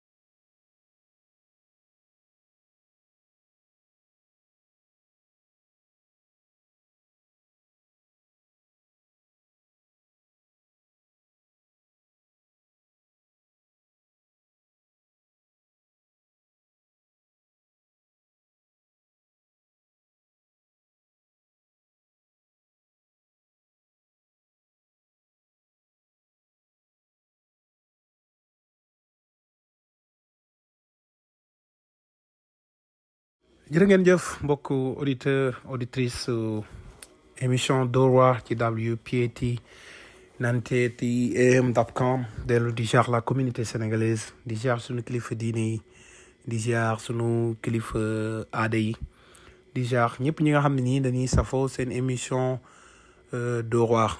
fan yi nag gëj ngeen ñu dégg ndax dañ nekkoon Sénégal, mais ñi ngi leen di jottali nuyoo waa Sénégal, di ziaraat ñëpp, di ñaan lépp loo xam ne rek ñu ngi koy daw ci dëkk bi mu nekk loo xam ne nii dañ koy daloo ak jàmm, mu nekk loo xam ne ay xéwal la. di jaar jeunes yi, di jaar immigré yi, rawatina suñu mbokk gan yi nga xam ne nii ñu ngi bëtt frontières yi di ñëw, lépp rek ngir teral waajur, lépp ngir tekki. di jaar sunu mbokk yi nga xam ne dañ doon safoo di déglu chaque lundi 10h 11h dinañ ñëw lundi prochain incha allah. Chaque vendredi désormais di ngeen ànd ak seen émission Dóor waar, donc 10h ba minuit ñu ànd ak yéen ci actualité yi nga xam ne nii dafa soxal communauté sénégalaise bi ci wàllum diine, wàllum sport ci wàllum politique ak lépp loo xam ne nii yitteel na auditeur ak auditrices yi donc dinañ ñëw ci yéen ak programme yoo xam ne nii la woon fa woon ñëwaat rek feddali coloré ak sunu mbokk yi nga xam ne nii dañuy tàmm di ñu suivre di wax ne tey dinañ leen ñëwal ci actualité yi gën a fort surtout actualité politique yi nga xam ne nii xew na fee ci réewum Sénégal di rappeler que yéen a ngi seen émission Dóor waar chaque vendredi 10h ba minuit ñu ànd ak yéen si jotaay bi ci actualité yi gën a saillant ci réewum Sénégal di wax ni que yéen a nga ànd ak seen sponsor bi nga xam ne moo ni gunge ci show bi di li nga xam ne nii mooy African Community Service donc li ñuy def rek mooy dugg si programme bi ci bokk ci actualité yi nga xam ne nii moo gën a fës ci réewum Sénégal di rappeler que yéen a ngi seen émission Dóor waar ñu fas yéene ànd ak yéen tey ci àjjuma bi 10h ba minuit. tey lii c'est un signal fort di wax le président Macky Sall woy bii dafa xaw a yàgg ndax wàllu lañ doon ñaan mais léegi gatsa gatsa la wax leen gatsa gatsa la du ñu nangu mu bokk ci élection yi duñ ko bokk ak moom te du ñu nangu mu tere kenn bokk la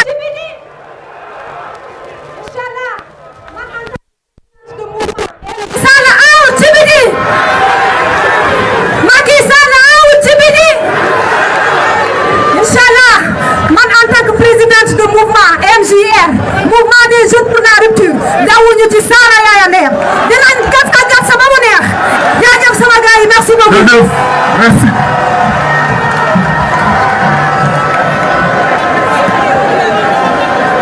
El Hadj Kabou Ndaw yow tamit sa kalpe mi ngi fii amatul xaalis bu doon amoon na xaalis parce que foo ñu wax loolu ndax ni ñu ko joxee lañ koy waxee El Hadj Kabou Ndaw Mamadou Sidi Thioub ak Mame Birame Mbodj seen ay carte d'identité ñu ngi fii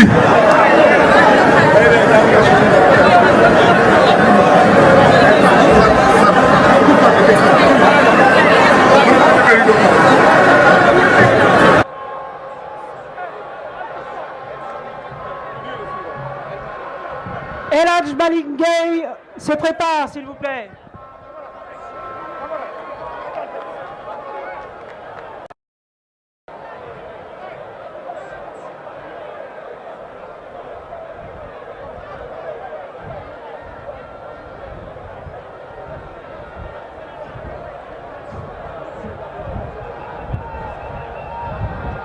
Maître Moussa Diop.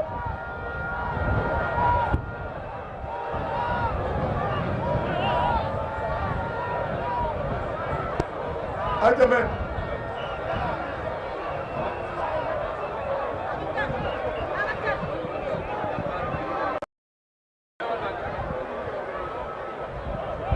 Aja men.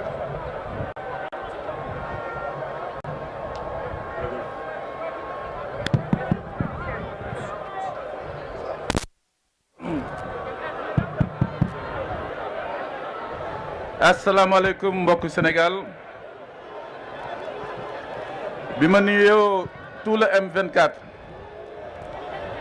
nuyu leader yëpp ñu nekk Sénégal ñu nekk bitim réew j'ai une pensée xam ni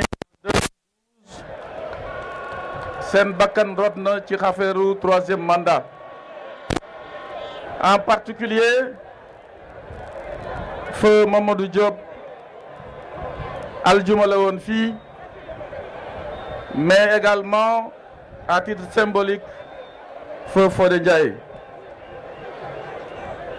La dernière fois que bi ma jëlee parole fii c'était le 27 janvier 2012 di xeex troisième mandat bi nga xam ni le président doon dire bés boobu je me rappelle très bien parce que am na ñoo xam ni ils n'ont pas compris lii ñu gis moom soloon ko te ma denc ko ba léegi les jeunes n'ont pas compris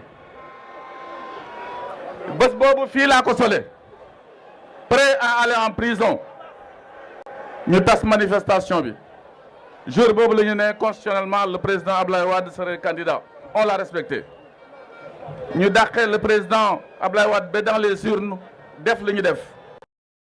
L'impression on a travaillé pour rien. C'est une impression. Mais avec le F24,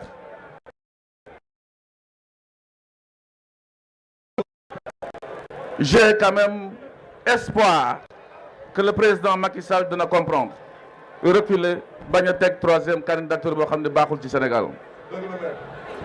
Xeex naa de l'intérieur. Mes deux prédécesseurs ne sont pas là, à savoir Sori Kaba, à savoir Maître Diop dafa xeex de l'intérieur xaarul ñu déggoome ko mu doog a wax. C'est la raison de mon limogeage. Quand il s'agit de combattre, c'est des actes and action talks louder than talks. Wax ju bari ji xaw ma ko jëf laa xam maa ngi leen di gërëm di leen sant merci beaucoup.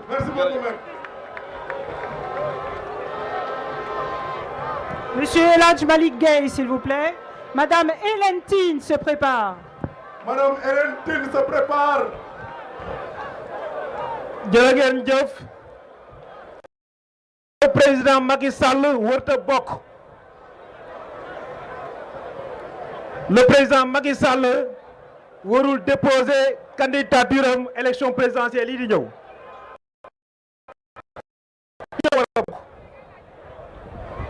Le président Ousmane Sonko dafa war a bokk.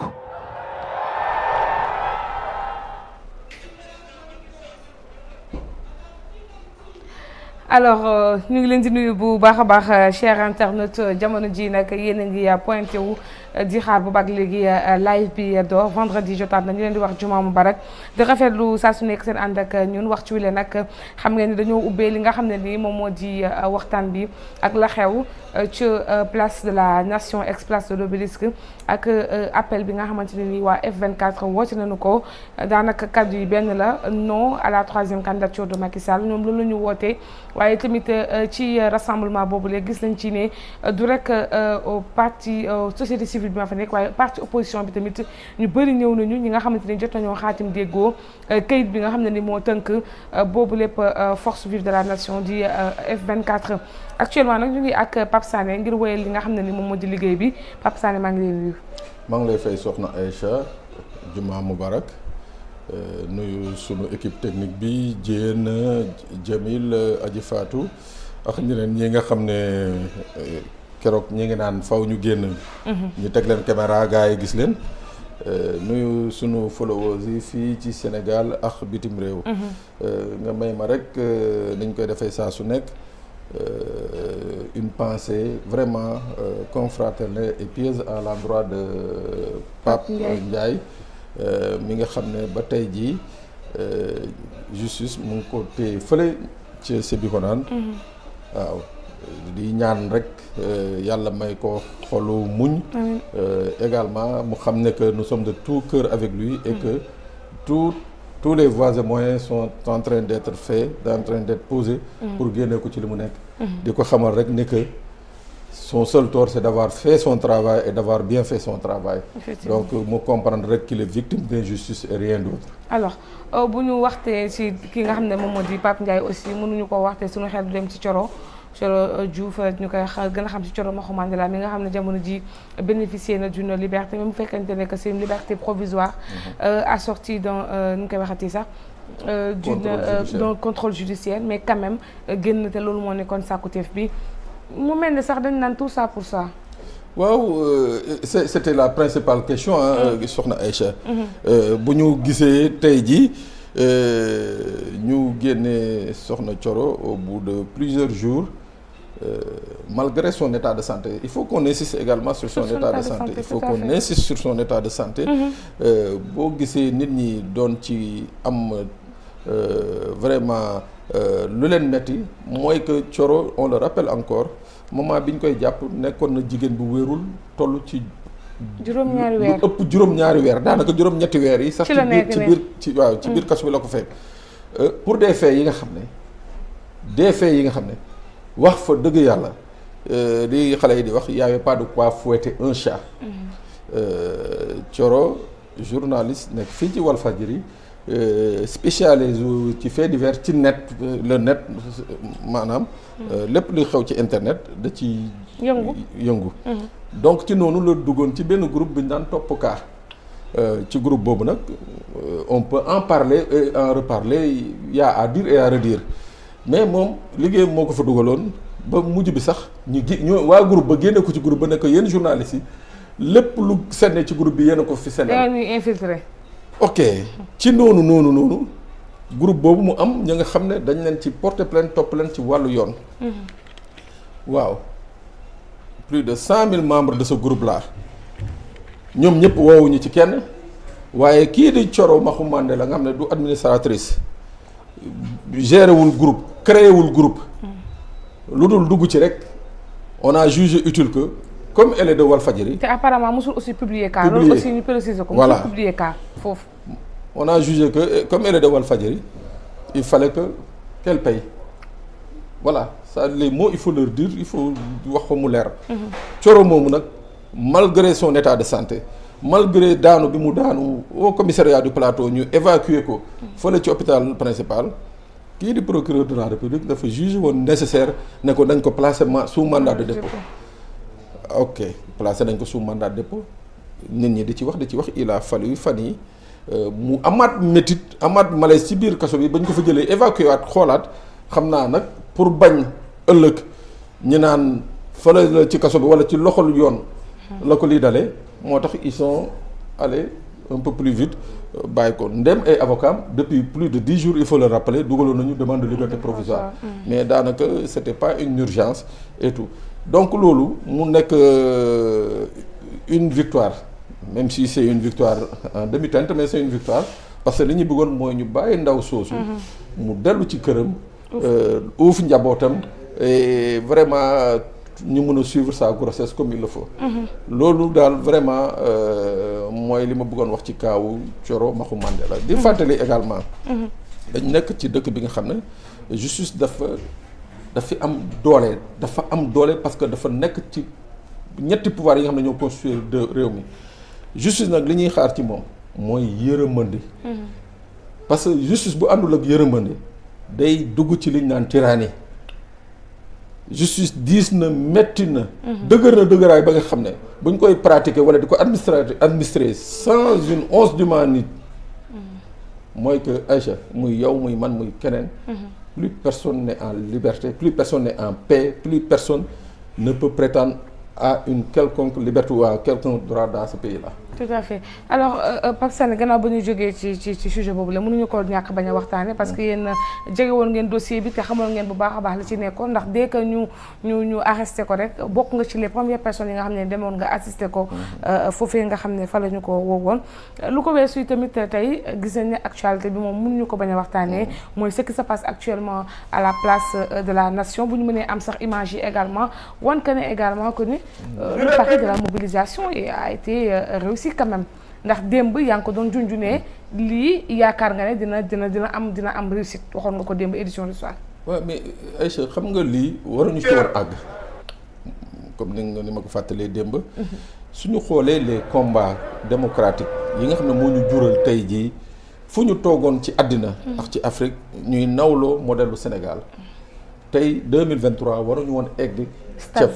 stade bi nga xam ne ay askan ay organisation ay hommes politiques ñooy dajeewaat pour ñëw di revenir sur ce qui était déjà des acquis depuis 1993. Même question.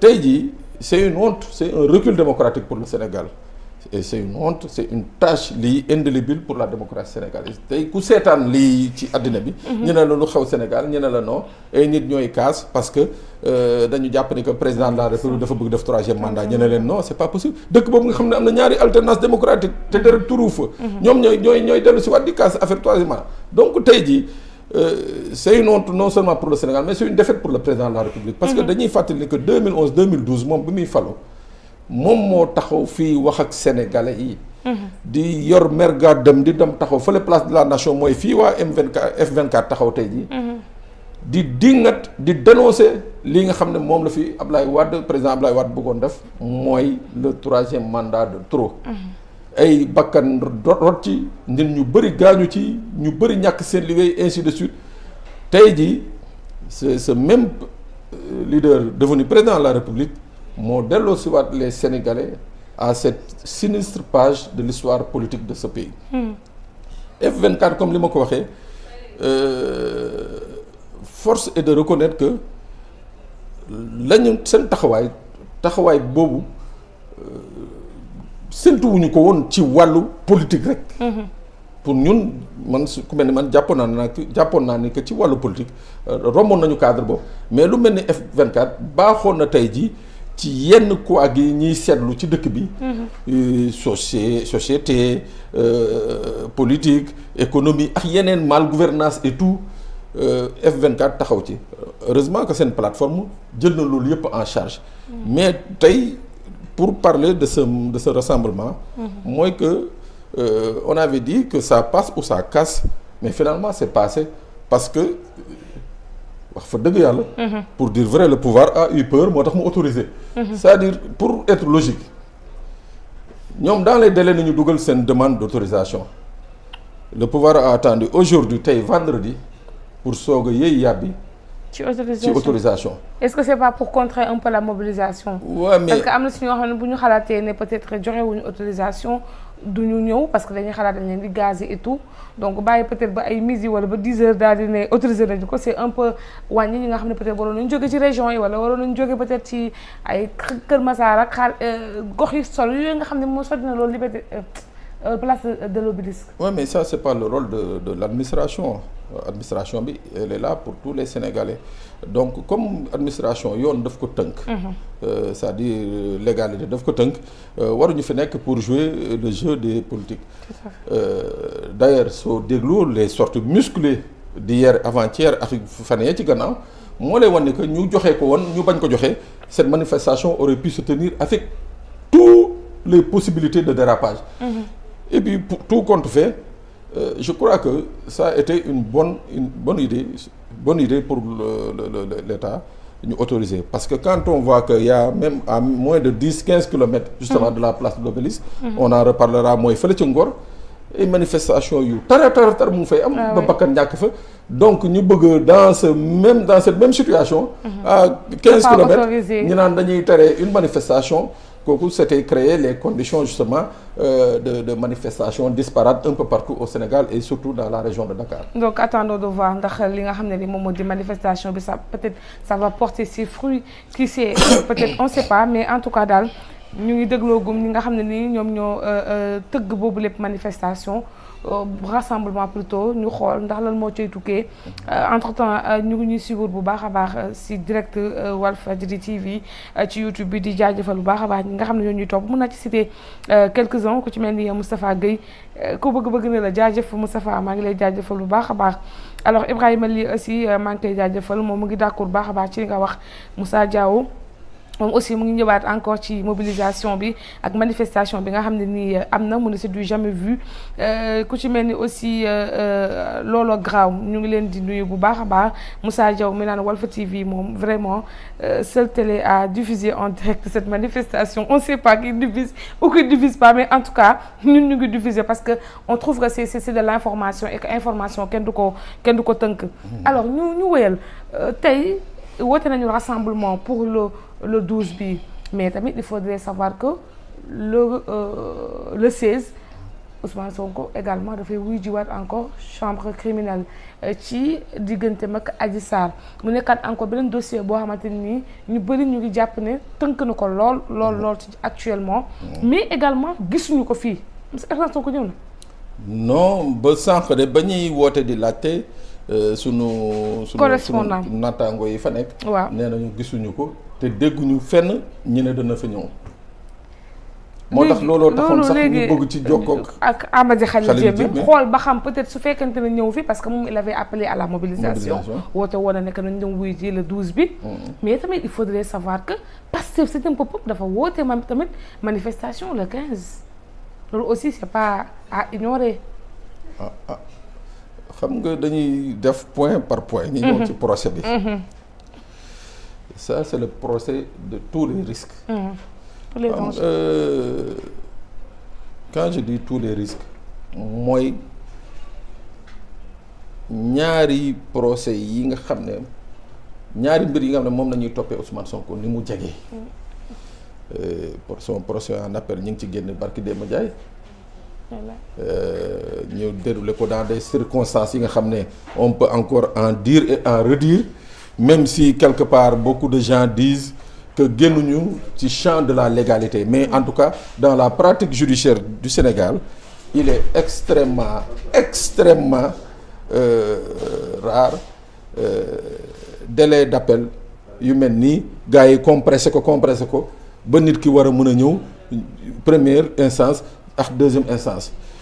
Au même moment j'ai l'habitude de le rappeler mu am plus de 700 Sénégalais Aïcha yi nga xam ne dañu def appel sur l'étendue du territoire sénégalais, 700 Sénégalais yu def appel plus même ci 700 yooyu mu am ci 600 et poussières yi nga xam ne ñu ngi ci biir kaso bi def appel ñii depuis 5 ans ñii depuis 4 ans ñii depuis 3 ans ñii depuis 2 ans ñii depuis 1 an ñu ngi fii ci kaso bi ñu bàyyi ñii nga xam ne ñoo nekk ci biir kaso bi def appel ñu bàyyi leen fa ñëw na dañuy àtte Ousmane Sonko bi nga xam ne mu ngi ci biti mu nekk premier problème ak problème premier jiixi jaaxa li ci gën a yéem nit ñi nag mooy keroog ba ñuy àtte Ousmane Sonko ci 57 dossiers yi ñu tegoon ci table bi yi ñu waroon ko yu nekkoon ci rôle cour d'appel 56 yëpp dañ ko renvoyé waat daal di retenir bu Ousmane Sonko ba nga xam ne mooy bu bees tàq bi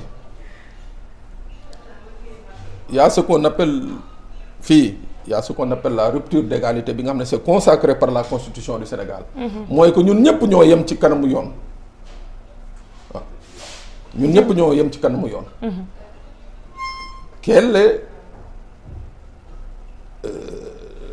Quel est le pouvoir, quel est le droit de plus bu Ousmane Sonko am par rapport à ceux-là qui sont en prison depuis 5 ans, 3 ans, 4 ans, 2 ans, 1 an def appel ñu bañ leen àtte. Quel est le droit de plus ou bien le droit complémentaire bi Ousmane Sonko am ba keroog bi ñuy àtte sur 57 dossiers ci nit ñi nga xam ne ñu ngi ci kaso bi ñu ne leen yéen toogaat leen dellu leen ci kaso bi Ousmane Sonko mii nañuy àtte loolu mooy premier jiixi jaaxa bi. ñu jógee ci loolu on n'a pas fini d'épiloguer sur ça, on nous dit que il y a le procès en chambre criminelle contre moom ak Adji Sarr. En l'espace d'une semaine. En l'espace d'une semaine. On peut appeler ça acharnement judiciaire, on peut appeler ça comme on veut. On peut appeler ça, on peut comme les juristes eux-mêmes le disent, c'est un hasard de calendrier, mais un hasard qui fait quand même qui n'est pas courant tous les jours quoi. Je crois que am na ku nekk ci ligne bi. Effectivement Amady Khalil Diémé la. ñu jël ko balaa ñoo ñëw sunu naataango bi nga xam ne moo ñuy toppal lépp bépp luy information ci diwaanu Ziguinchor. Amady Khalil Diémé bu dee yaa ngi may dégg maa ngi lay nuyu allo Amady. Amady Khalil Diémé la sunu naataango bi nga xam ne ni moom moo nekk ca diwaanu Ziguinchor. moom allo toppal allo Amady. allo yaa ngi may dégg. oui maa ngi lay dégg Amady. voilà di la nuyu di nuyu ñëpp ñu teewul waxtu ji donc émission bi di jaajëfal thème bi ndaxte thème la bi nga xam ne donc tey dafa doon un thème d'actualité mu nar a intéressé bépp doomu Sénégal si gravité situation bi nga xam ne mu ngi ñu déglu surtout la situation socio-politique bi nga xam ne mooy traversé suñu réew.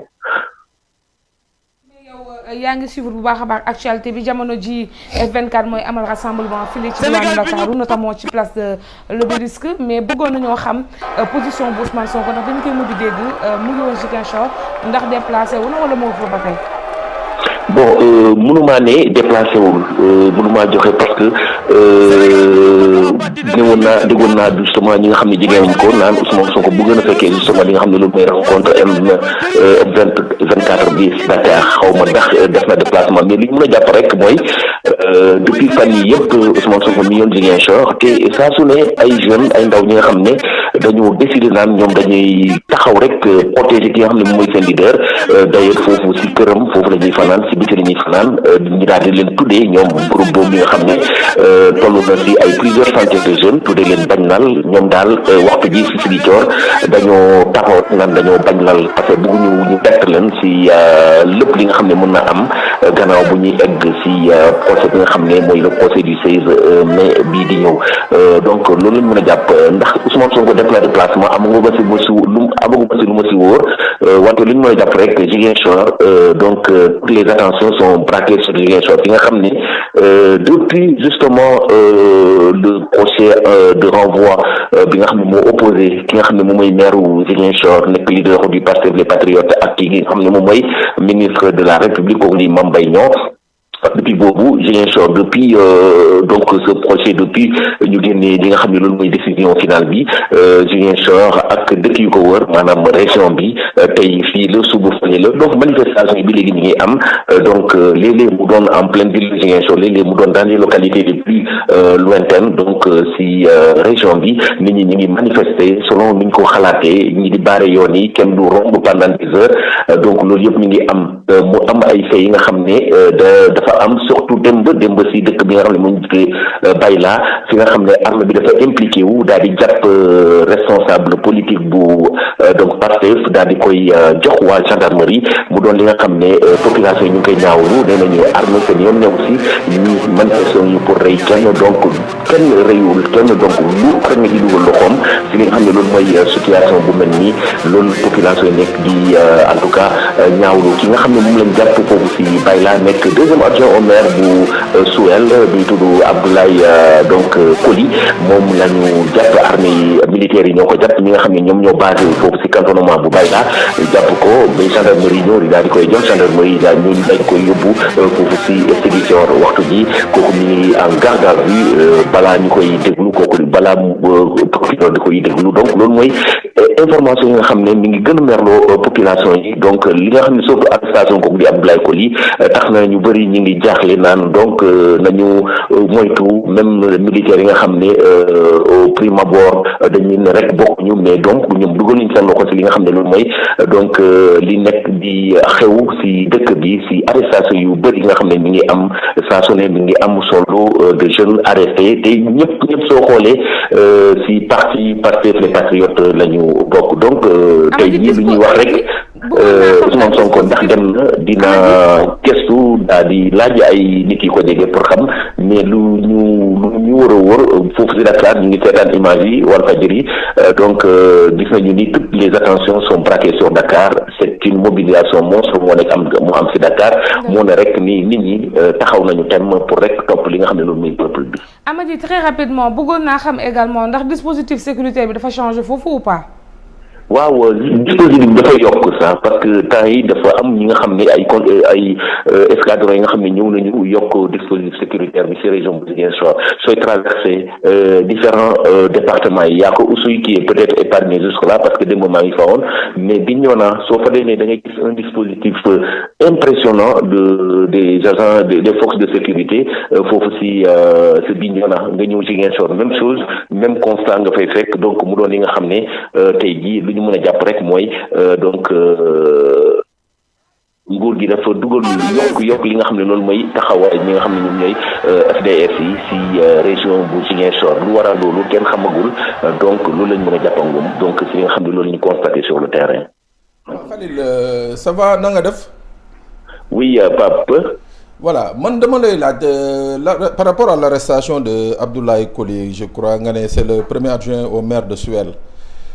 moom ci cadre manifestation yi la ko militaires yi jàpp wala.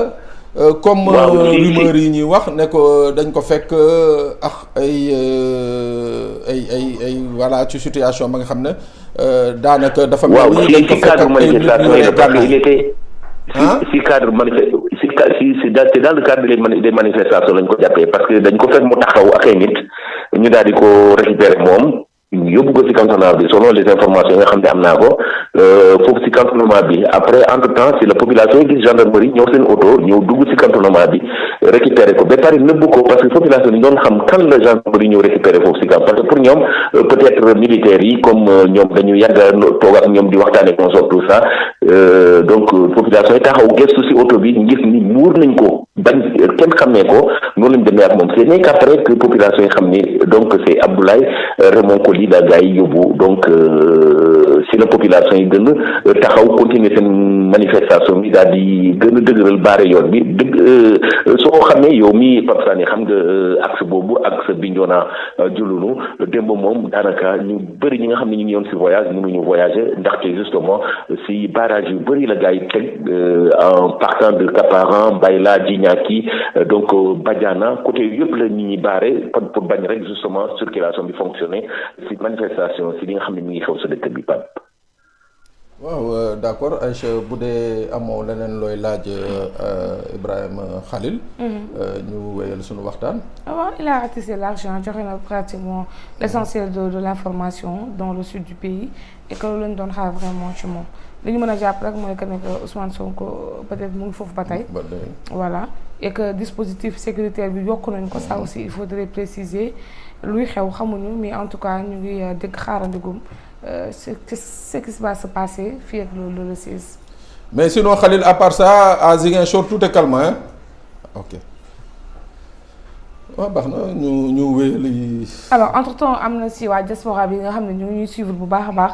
et que vraiment ñu ngi teewlu di wax ne que dëgg la ñu ngi bitim réew mais seen xel ñu ngi ci ñoom ku ci mel ni Omar Dabay Thioune mu ngi wax ne que Aïcha Diakhaté ñu ngi ba Mali mais ñu ngi teewlu bu baax a baax. Walf TV am na ci ñoo xam ne sax ñu ngi ba Afrique du Sud aussi. ñu ngi yónnee ay kër di liker vraiment. di continuer di wax nañu libéré ki nga xam ne moom moo di Pape Ndiaye. Chaka Zulu la dippee boppam jaajëf ñu ngi lay jaajëfal bu baax a baax Bey Mamadou aussi mu ngi lay kontaane bu baax a baax ak Seyna bu Gueye en tout cas ñuy suivre bari nañ trop sur le net ñu ngi leen di jaajëfal bu baax a baax alors Pape on poursuit ba tey ci fànn ñi nga xam ne ñoom ñoo wër ki nga xam ne moo di Ousmane Sonko dañuy wéy di am ay jafe-jafe saa su nekk. bon ñu jël Baye Salamar le président de l'alliance des écologistes du Sénégal après ñu ñëw ci sa question téyel question bi. d'accord bàyyi ma téye ko. waaw. ma bàyyi la nga dugal ko. waaw Baye Diène waaw Baye Sala. non Aji moo ko coupé Aji non Aji il faut ñu changer ko fii quoi. non yow kii changer. kii mënut a jóge fii Walf Net. non dañ ko war a yóbbu ci kaw. Walf Net mbir a ngi fii du fi jógee. non bàyyi ñu yóbbu ko ci kaw quoi. kii mu ngi noos tëgg fii premier étage. waaw moo tax ñu war ko yóbbu ci kaw ndekete yuqu baa ngi premier étage. non il faut ñu ñëw fii troisième rek. bàyyi ñu ñëw fii. ñii bàyyi ñëw fii. nañ ñëw fii. Diène engagé ñu pare nañ de. Diène. yaa ngi réer de pare nañ de boo nee waaw rek du toog. Jamil. troisième nga laay bañ. Jamil. Jamil ñu ñëw Jamil moom sama waay la moom d'accord Jamil. sama contrat mu ngi sa loxo. oui ma Diène veille à mon avancement s'il te plaît. non premier affaire bi buy yéeg balaa moo yéeg troisième fii lay njëkkee dañ ñoo nax affaire bi bu ñu troisième ndekk na mbir mi fii la affaire bi Walf Net la voilà. alors maa ngi doon wax léegi au-delà des procès yaa ngi wax léegi acharnement ñu di wax ay chevauchement de calendrier ak lu ci mën a am benn instant mën nañu njoxtu ne également que am na acharnement boo xam ne taxaw na ci ñi nga xam ne ñoom ñoo wër Ousmane Sonko ndaxte tey képp ku ko jege rek on a l'impression que yoon da lay teg loxo wala mu nekk contrôle sous-judiciaire am na si ñoo xam ne sax dañoo nekk sous bracelet électronique kaw Hannibal Djim duñ ci wax. waaw dañ ci wax mais gis nga acharnement boobu ngay wax. il faut ñu def tuuti histoire.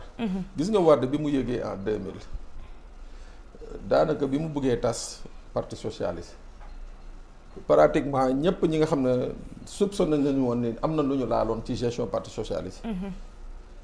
fexe na ba dugal leen kaso obligé leen ñu transhumé ñëw dugg biir PDS ñeneen ñi bon xaw ma par quel subterfuge la ñu rëccee.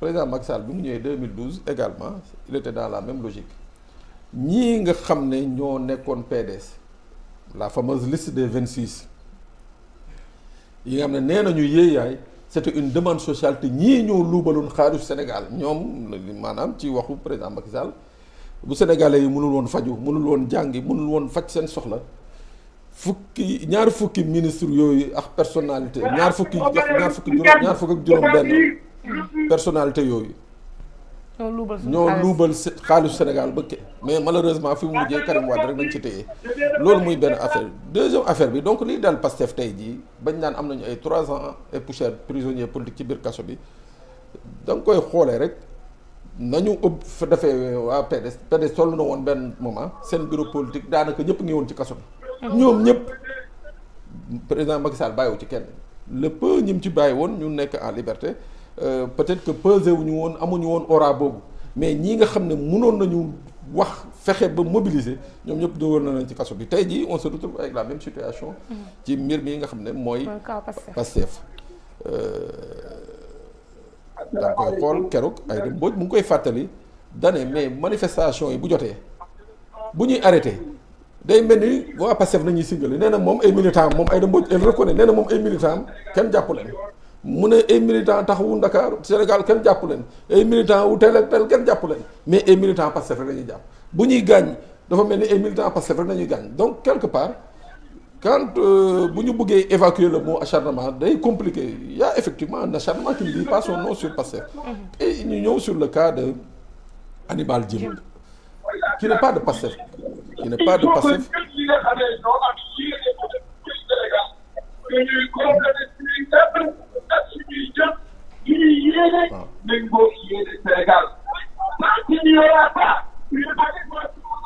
waaw Baye Sall waaw asalaamaaleykum waaleykum salaam waaw Baye Sall ñu bàyyi la nga présenté wu waaw asalaamaaleykum auditeurs yi téléspectateurs ñu ngi leen di nuyu di leen sant bu baax a baax a baax ñun la waa parti alliance des écologistes du Sénégal jiite ko du Baye Sall Mar Baye Sall dañ leen gis tey ci manifestation M24 bi F24 waaw donc ñu considéré ni que da ngeen bokk ci plateforme boobu waaw ñun de signataire la ñu ci plateforme bi F24 xanaa bu ngeen déggee bruit de fond yi sax ngeen xam ni fa la ñu nekk ñuy sant nag di gërëm askanu Sénégal bi yëpp ndax seen mobilisation bu exceptionnelle gërëm li nga xamante ni ñoom ñoo initié li nga xamante ni les forces du Sénégal muy F24 kon tey jii waaw la particularité de F24 la li ci am solo mooy du rek plateforme boo xamante ni parti politique yee ko bokk mais dafa boole les forces vives de la nation te loolu heure bu ñu ko waxee rek écologiste yi aussi dañuy ñëw pour vraiment aussi bay ci suñu waar parce que nekk nañu ci benn contexte bi nga xamante ni contexte de découverte de gaz et de pétrole lu ñu mën ci xeex aussi dafa bokk ci constitution bi loolu ñu naan les ressources naturelles appartiennent au peuple et tey jii ñëpp xam nañu bokk na ci mutation de la politique ici au Sénégal te loolu nag il est temps que ñu dugal vraiment ay idées ak ay débats yoo nga xamante ni ça tourne autour de l'écologie ça tourne autour de l'environnement ndax tey jii xam nañu fléau yi gën a am solo au delà lii nga xamante ni moom ñuy xeex ci biir F24 maanaam ñi war a bokk président Macky Sall bañ a bokk ci élection yii di ñëw ñu libérer les prisonniers ba pare li nga xamante ni moom mooy les articles L29 L30 ñu mën ko di dafa ci am solo trop peuple lépp looy taxawee mooy ngay jël say ressources naturelles kat loolu nga xamante ni moom la ñu théoriser ci constitution bi que les ressources naturelles appartiennent au peuple ñu traduire ko ci li nga xamante ni moom mooy dundu Sénégalais yi ndax ñu mën a xeex li nga xamante ni loolu moom moo mun ko participation ci li nga xamante ni moom mooy la plateforme F24. waaw d'accord léegi gis nañ ni que nga ne ci plateforme ngeen bokk te bokk ngeen ci ñii di dingat troisième candidature président Macky Sall mais tey jii au-delà de cette dénonciation est-ce que les aspirations écologiques du Sénégal est-ce que plateforme bu mel ni F24 daf koy jël en compte est-ce que tey jii les politiques de manière globale au Sénégal est-ce que dañuy jël en compte justement les problèmes environnementaux et les problèmes liés justement à la protection de la nature et de protection des ressources fii ci Sénégal. waaw xam nga li mën naa la particularité F24 c'est que dafa am loo xamante ni moom la ñu mun mais au-delà de tout ça les questions écologiques tey jii dafa am loo xamante ni nit ñi dañ ko ci jël en compte bu baax a baax a baax donc loolu ñun dañ koy rafetlu ndax Sénégal toll nañu ci contexte boo xamante ni nous avons des ressources minières minéralières des ressources pétrolières te loolu nag dafa bokk ci li nga xamante ni le peuple Sénégal ñoom ñoo ko moom parce que depuis que le Sénégal est Sénégal nasaraan si ak ñi nga xamante ni ñoom ñooy pays yu mag yi li ñuy def mooy ñëw ci toute Afrique bi jël suñu ay ressources jël ko yóbbu tey jii Sénégal boo xoolee depuis découverte gaz de pétrole amul président bu mag bu nekk ci àdduna bi en tout cas ñi nga xamante ni mooy les puissances étrangères te gën a ñëw te ñëpp xam nañ dara indiwu leen ci lu dul suñu ay ressources naturelles te ressources naturelles nag li ñu mën a am jeexital yow ci sa àdduna moom mooy ñu mën ko transformer pour mën a soxaliku ndax tubaab yi bu ñu àggee fi nga xamante ni mooy seen niveau de développement dara àggalewu leen ko lu dul exploiter ay ressources naturelles yi nga xamante ni fii lañ ko jëlee particulièrement en Afrique donc ñun dañuy rafetlu li nga xamante ni moom mooy la plateforme F24 à chaque fois ñoo ngi essayer de se battre aussi pour mën a imposer aussi ces idées là pour que nit ñi kii te li may rafetlu mooy tous les leaders en tout cas fépp fu ñu jëlee kàddu leader buñ ci jël essentiel si di nga ko jël en compte dem rek am na ay leaders bu mag yàlla échangé nañ ci on a fait une rencontre échangé nañ ci te ñoom ñëpp vraiment ñoo ngi rafetlu seen prise de conscience bi nga xamante ni am nañ ko ci li nga xamante ni moom mooy gestion ressources naturelles parce que sans ces ressources naturelles on a beau avoir une démocratie on a beau avoir un pays stable sans ces ressources naturelles li nga xamante ni mooy am jeexital ci suñu dund mu mën ko ñoŋ moom mooy ñu jël les ressources naturelles là ñu mën ko exploiter donc ñoo ngi rafetlu vraiment li nga xamante ni moom mooy F24 di rafetlu encore une fois mobilisation bi te aussi ngeen baal ma profite vraiment ci antenne bi di souhaiter vraiment un encouragement au groupe Walfadjri et puis aussi un encouragement à notre frère et confrère aussi Pape Ndiaye di def rek le plaidoyer parce que bokk na ci li nga xamante ni moom mooy xeex ci biir F24 moom mooy ñu libérer les prisonniers et les détenus politiques te Pape Ndiaye ñëpp xam na liggéey bi nga xamante ni bi nga ko doon liggéey vraiment aussi ñoo ngi koy def plaidoyer di rafetlu taxawaay groupe Walfadjri ndax taxawaay bi ngeen amoon depuis bi si la ministre bi dund yàlla nañ suuf woyof ci kawam ba tey jii taxawaay boobu ngeen am vous êtes un vecteur de la démocratie bokk ci piliers fondamentaux yi nga xamante ni yéen ñi ngi jëmal démocratie ku leen compte ci loolu aussi suba dina ñëw ànd ak yéen vraiment ñoo ngi rafetlu émission yi di rafetlu vraiment li nga xamante ni moom mooy position Walf nga xamante ni moom mooy position bi nga xamante ni depuis borom bi ñu koy sax mooy ànd ak le peuple te loolu aussi ñoo ngi sant di leen gërëm bu baax a baax a baax.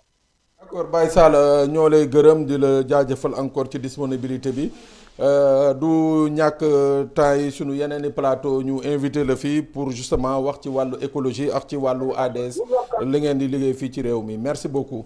incha allah jërëjëf ok juste rek Aïcha nga may ma balaa maa tontu sa question benn message bu nga xam ne nit ñooñu ko yónni ça reste à vérifier. Mais néanmoins dans ce climat il faut le faire passer. am nañu ay samba booy yi nga xam ne gis nañ leen yi nga xam ne bokkuñu ci manifestation F24 mais gis nañ leen ñu ngi ci peggu manifestation bi particulièrement ci wetu lycée John Fitzgerald Kennedy donc à toutes fins utiles ñi nga xam ne ñoo yore organisation wu rassemblement tey bi nañ ci bàyyi xel donc ñu ñëw ci mbirum Hannibal Djim et consort xam nga je dis encore une fois et on l'a soutenu ici sur nos différents plateaux que Hannibal Djim c'est un mécène man loolu laa ko jàppee parce que dama gis ni que il a réussi quelque chose que beaucoup de Sénégalais auraient voulu faire mooy lan Hannibal boo ko xoolee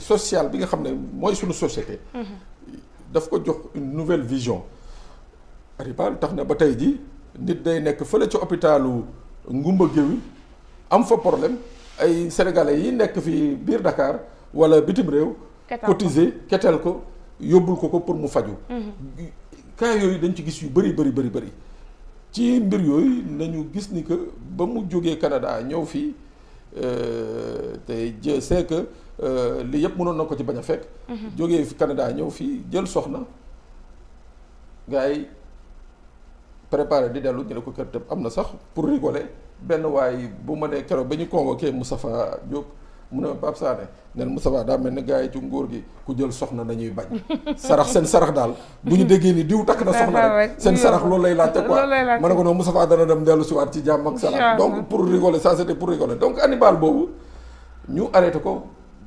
boole ko ci mbirum entre guillemets force spéciale boole ko ci daanaka les financiers et tout ñiy gëstu nag di gëstu ba gis ni que Hannibal Djim cagnotte yi mu organisé. depuis 2021. ñu ngi toll ci 14 cagnottes. ci 14 cagnottes yooyu. boo ko xaymaa yëpp lu muy bëri ba bëri 80 millions et poussière la. c'est-à-dire am na ñeneen ñu organiser ay cagnottes mais moom cagnotte yi mu organisé. 14 cagnottes la. 80 millions nañ ci dajale. ñii nga xam ne ñoo ci contribuer ñi ngi toll ci 22 505 contributions. ñii 1000 francs ñii 10 000 ñii 50 000 et consorts. ñoo dajale ba mu mot 50. mun nañ ci jox ay tour ci docteur Alfousseynou Gueye wala Pape Alé. da ngay xalaat rek ne bokk nañu Pastef mais munoo ko tu peux pas voilà mun nga rek xalaat ni que wala comme nit ñi di xalaat ni que Pape Sané dafa bokk Pastef fa ngay yem ci xalaat bi ngay yem. voilà donc ñooñu. amoo ci benn firnde. voilà ñooñu noonu la Hannibal créé mais li ci gën a yéeme soxna Aïcha. mooy que tey jii Kopar Express qui est une société une entreprise sénégalaise ay sénégalais constitué ko ba créé ko taxawal ko. tey jii avec l'arrestation de Hannibal Djim c'est une société bi nga xam ne ay employés ñi ngi sur le grille mooy maanaam. ñi ñàkk seen liggéey moo gën a jege ñu conserver seen liggéey. mooy benn ñaar lii nga xam ne mooy social bi ma la waxoon ni que Hannibal Djim jox na ko tey jii benn contenu social boobu tey daanaka avec son arrestation et l'arrestation de l'un des actionnaires mooy le paradoxe l'un des actionnaires de Kopar Express. arrêté wu ñu le DG arrêté wu ñu le directeur d'exploitation arrêté wu ñu kenn benn actionnaire rek nañu arrêté. parce que voilà dañu supposer ni que il est proche de Hannibal Djim et il est proche certainement de Pastef. donc tey jii à cause de ça élan de solidarité bu ñu bëggoon tey jii xëy na defal ma ko man. duñ ma ko mën a defal ko keneen wala keneen ci Sénégal wala bitim réew soxla ko duñ ko mën a defal. donc il fallait revenir sur ça en attendant je vais revenir encore plus largement sur l'ensemble. des cagnottes yi nga xam ne Hannibal ubbi na ko. l'ensemble c'est bien à savoir parce que ñu bëri dañu yaakaaroon ne que Hannibal Djim c'était benn membre bu Pastef boo xamante ni il faisait des cagnottes à tous ceux qui nga xam ne ni yaakaar nañ ne dañ leen a épris de justice à travers le parti Pastef mais ndeke demeewul noonu. que Hannibal Djim au-delà de tout loolu yàgg na ko def mais daan na ko sax defal ñoo xamante ni peut-être seen loxo jotewul seen digg ginnaaw. ok benn bi. première cagnotte bi mu ubbi mu ngi tudd au service du peuple. 2 millions la woon. beneen bi et donc l'ex-soldat Mouhamadou Bachir Kanté. mooy soldat boobu ñu dàqoon ci événement mars 2021 kii taxawoon ci place de l'Obélisque di yëkkatu loxo yi. mu ubbil ko cagnotte. beneen bi soutenons Assane Faye benn waaye bu ñu gaañoon. et donc néew bi benn. rappeur la woon ba nga xam ne dem na ba mënatul rap nekk ci mbedd bi et tout beneen bi ñu ne mu ne réhabilitation de Abdoul Bokar Kane mooy cagnotte yi nga xam ne moom laa la wax ubbi na ko de un héros oublié du panthéon des résistants anticolonialistes soutenons les otages politiques soutenons Pape Alé Niang pour la sécurité du docteur Alfousseyni Gueye aidons la famille Mola aidons Aïda Nguène soutenons Nit Dof aidons Imam Alioune Badara Ndaw mafia kàcc soutien Ndeye Khady Ndiaye jot na Guy Marius Sagna am oto. cagnotte yi la ubbi cagnotte yi la Hannibal Djim ubbi ci turam te gisuñu ci ndem mun nañu ne Guy Marius Sagna il est de Pastef Nit Dof il est proche de Pastef Imam Alioune Badara Ndaw yàlla na ko yàlla yërëm te yéexuñu il a ses positions mais il n'est pas de Pastef ainsi de suite voilà un peu ce qu'on reproche à Hannibal Djim encore une fois pour que Sénégalais yi comprendre Hannibal du terroriste bokkul ci financement terroriste bokkul ci financement force spéciale bokkul ci kii c'est un mécène ambulant c'est un vecteur de solidarité nationale et de cohésion loolu nañ ko jàppee son seul tort mooy dañu jàpp ni que il est proche de Pastef. tout à fait voilà. malheureusement temps bi xoj nañu. non temps bi xoj na aji temps bi jeex na. laa jeex ci man. non aji nee na geexul de. man maa jeex si man. ah non aji nee na geexul de. wala da ngay dem l'Obélisque. waaw l'Obélisque yii wóorul. ma dama bëgg a dem. non Aïcha bul dem l'Obélisque. force vive de la nation laa bokk. non Aïcha bul dem l'Obélisque. bàyyi ma dem rek. gars yi dañuy kojaate gis nga dañ fa kojee woon maam Biram ak. Pam Matar bul dem.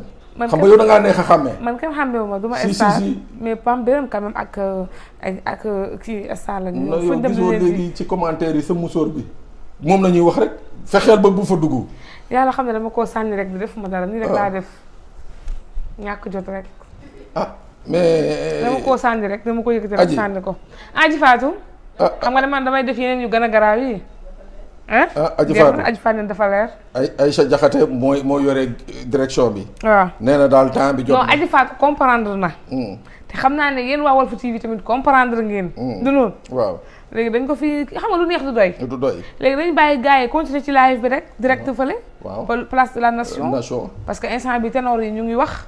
te ñoom aussi bëgg nañu dégg seen wax ñun ñu kii ko rek. waaw ñu yemale ko joxante rendez-vous waaw. waaw xam nga lu neex du doy te gars yi tamit boo leen toppee tamit mais fi nekk di wax rek tamit. non nañ ko yemale fii. nañ ko yemale fii rek lu neex du comme ça ñu ñuy namm daal. waaw nañ ko yemale fii prochain incha allah ñu ñëwaat. bu soobee yàlla dolloo buum ca mboy mboy ga. ngeen ko bëggee noonu lañ koy defee bu soobee yàlla kontaan nañ am na ñu naan bu mu jeex waaye nag vraiment il faut ñu tàggatoo rek ba vendredi prochain incha allah. mais vendredi prochain incha allah avec de nouveaux sujets. beaucoup plus explosifs. parce que tamit nag waroon nañu wax ci mbirum ngor bi. Moustapha Gueye merci de mu sonn nag Moustapha xam na ma nag nee na ma Pape Sané bàyyi ko mu noppal dafa sonn non Moustapha yow moom very atona parce que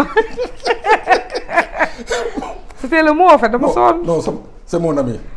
dama yeewu 5 heures du matin ñëw def petit déj yeggale rédaction ñëwaat war di yéegaat fële édition du soir. non yàlla boobu baax la mais nañ jox nit ñi di daje vendredi prochain parce que nag situation bi xew Ngor xale bi ci faatu faw ñu wax ci. parce que nag autopsie am na. faw ñu wax ci. faw ñu wax ci gaañu yu metti nit ñi nga xam ne ñi ngi gaañu ñii ba tey jii fajaguñ leen. surtout que am na benn communiqué démb bu procureur bu génn. di expliquer faatu Louis Ngom. waaw ci anam gu jékki de ñu ne du woon manifester woon dara ab vigile la. ñeen dañ koo dóor ba mu ñàkk bakkanam. Adja Diallo xale bu am 15 ans. mën nañ jàpp ne sax c'est une adolescente xamul dara. ñu faat ko tamit ci anam gu jékki dayo ñu naan ay machine u gaal moo ko kii ak lu ci mën a am daal bëgg nañ cee dégg sa xalaat. sonal nañu machine u gaal yi de. dana war de. léegi waxatuñu gaal yi léegi machine u gaal yi nañuy wax machine u gaal yi. à la limite Sénégal la ni daal. non yéeme na war a wax bari na daal. yéeme na on va revenir sur ça. Adji je suis de tout cœur avec Aïcha elle a raison. nañ ko yemale fii comme waa F24 ñoo aaye tey. waaw nañ ñu bañ a yàq seen programme. bàyyi leen ñu continuer ñun vendredi prochain on revient. ma ciy profité di nuyu kii nga xam ne mooy encore Pape Ndiaye Coro Maxu Mandela nuyu ñii nga xam ne ñoo ñuy seetaan ci biti réew. particulièrement kii nga xam ne mooy suma benn xarit ñu naan ko 25 nekk fee ci États-Unis nuyu soxnaam madame Niass lii nekk fii ci Ndakaaru ak suñu mbokk yi ñoo xam Pikine Guédiawaye. doo nuyu waa Canada yow tamit. waaw waa Canada. waaw wax nga dëgg de. non dama am nag frère bu baax. bu nekk Canada. wax fa dëgg yàlla dénk ma nag. dénk ma lu bëri dénk ma lépp nag mais dénk ma lu bëri. sëñ bi Sele maa ngi lay nuyu di la ñaanal nga nekk fa ci jàmm ak salaam. xamal nag moom li nga fi bàyyi ñu ngi ci jàmm ak salaam. incha allah yaakamte nañ nag nga dellu si nag parce que man jooy yi mënatuma ko dékku quoi. Goro kon nañ tàggatoo. waaw. du noonu. waaw Sele justement sax naa la woo pour sunu affaire bi quoi parce que temps yi gis naa ñu ngi koy bëgg a jël di ko joxe fu nekk ñu yëkkati joxe ko fa. naa la woo ñu waxtaan ci yow daal Aïcha maa ngi lay jox dig daje. maman ajjuma jar na vraiment incha allah. ajjuma prochain incha allah. yàlla wéeral cër yi bu baax a baax. amiin waaw dëgëral taxawaay bi. amiin yow saa su ne damay kontaan di jàkkaarloog yow. merci ndax non seulement njëriñ la ndaxte un doyen boo xamante ni au-delà des écrans on partage beaucoup de choses ensemble. et que vraiment c'est un plaisir di jàkkaarloog yow te xam-xam bi may jëlee ci yow aussi daf may neex ndax saa su ne damay tibb di yóbbu du noonu. may root rek di yóbbu. mu ngoog donc on se donne rendez-vous vendredi prochain. bi ci beneen live di jaajëfal toute l'équipe technique dirigée par Diène mais également Adji Fatou ci wet wa ak sama waaja kenn gënu ko ci kër gi. wallaay Jamil ak meilleur Jamil, au revoir, allez à vendredi prochain jërë ngeen def ñu bàyyi la ngeen wéyal ak manifestation wala rassemblement bu F24.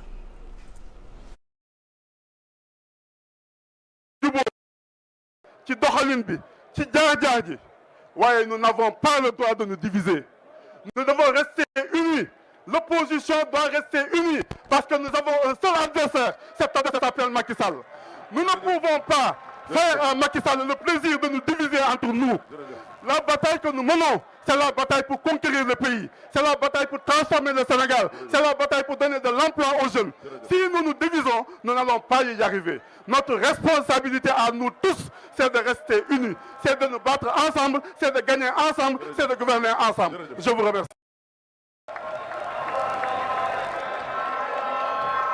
Babacar Ndiaye bu Mbaaw Babacar Ndiaye bu Pikine mi ngi ci tàngoor wa ci kaso yi loolu responsabilité ñun ñi fi taxaw ñi yëpp la waaye responsabilité waa Pikine la il faut ngeen taxaw pour ñu libérer Babacar Ndiaye ak frère patriote yeeg frère yi taxaw.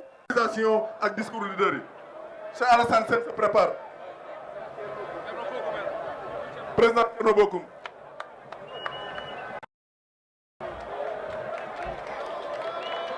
Asalaamualeykum.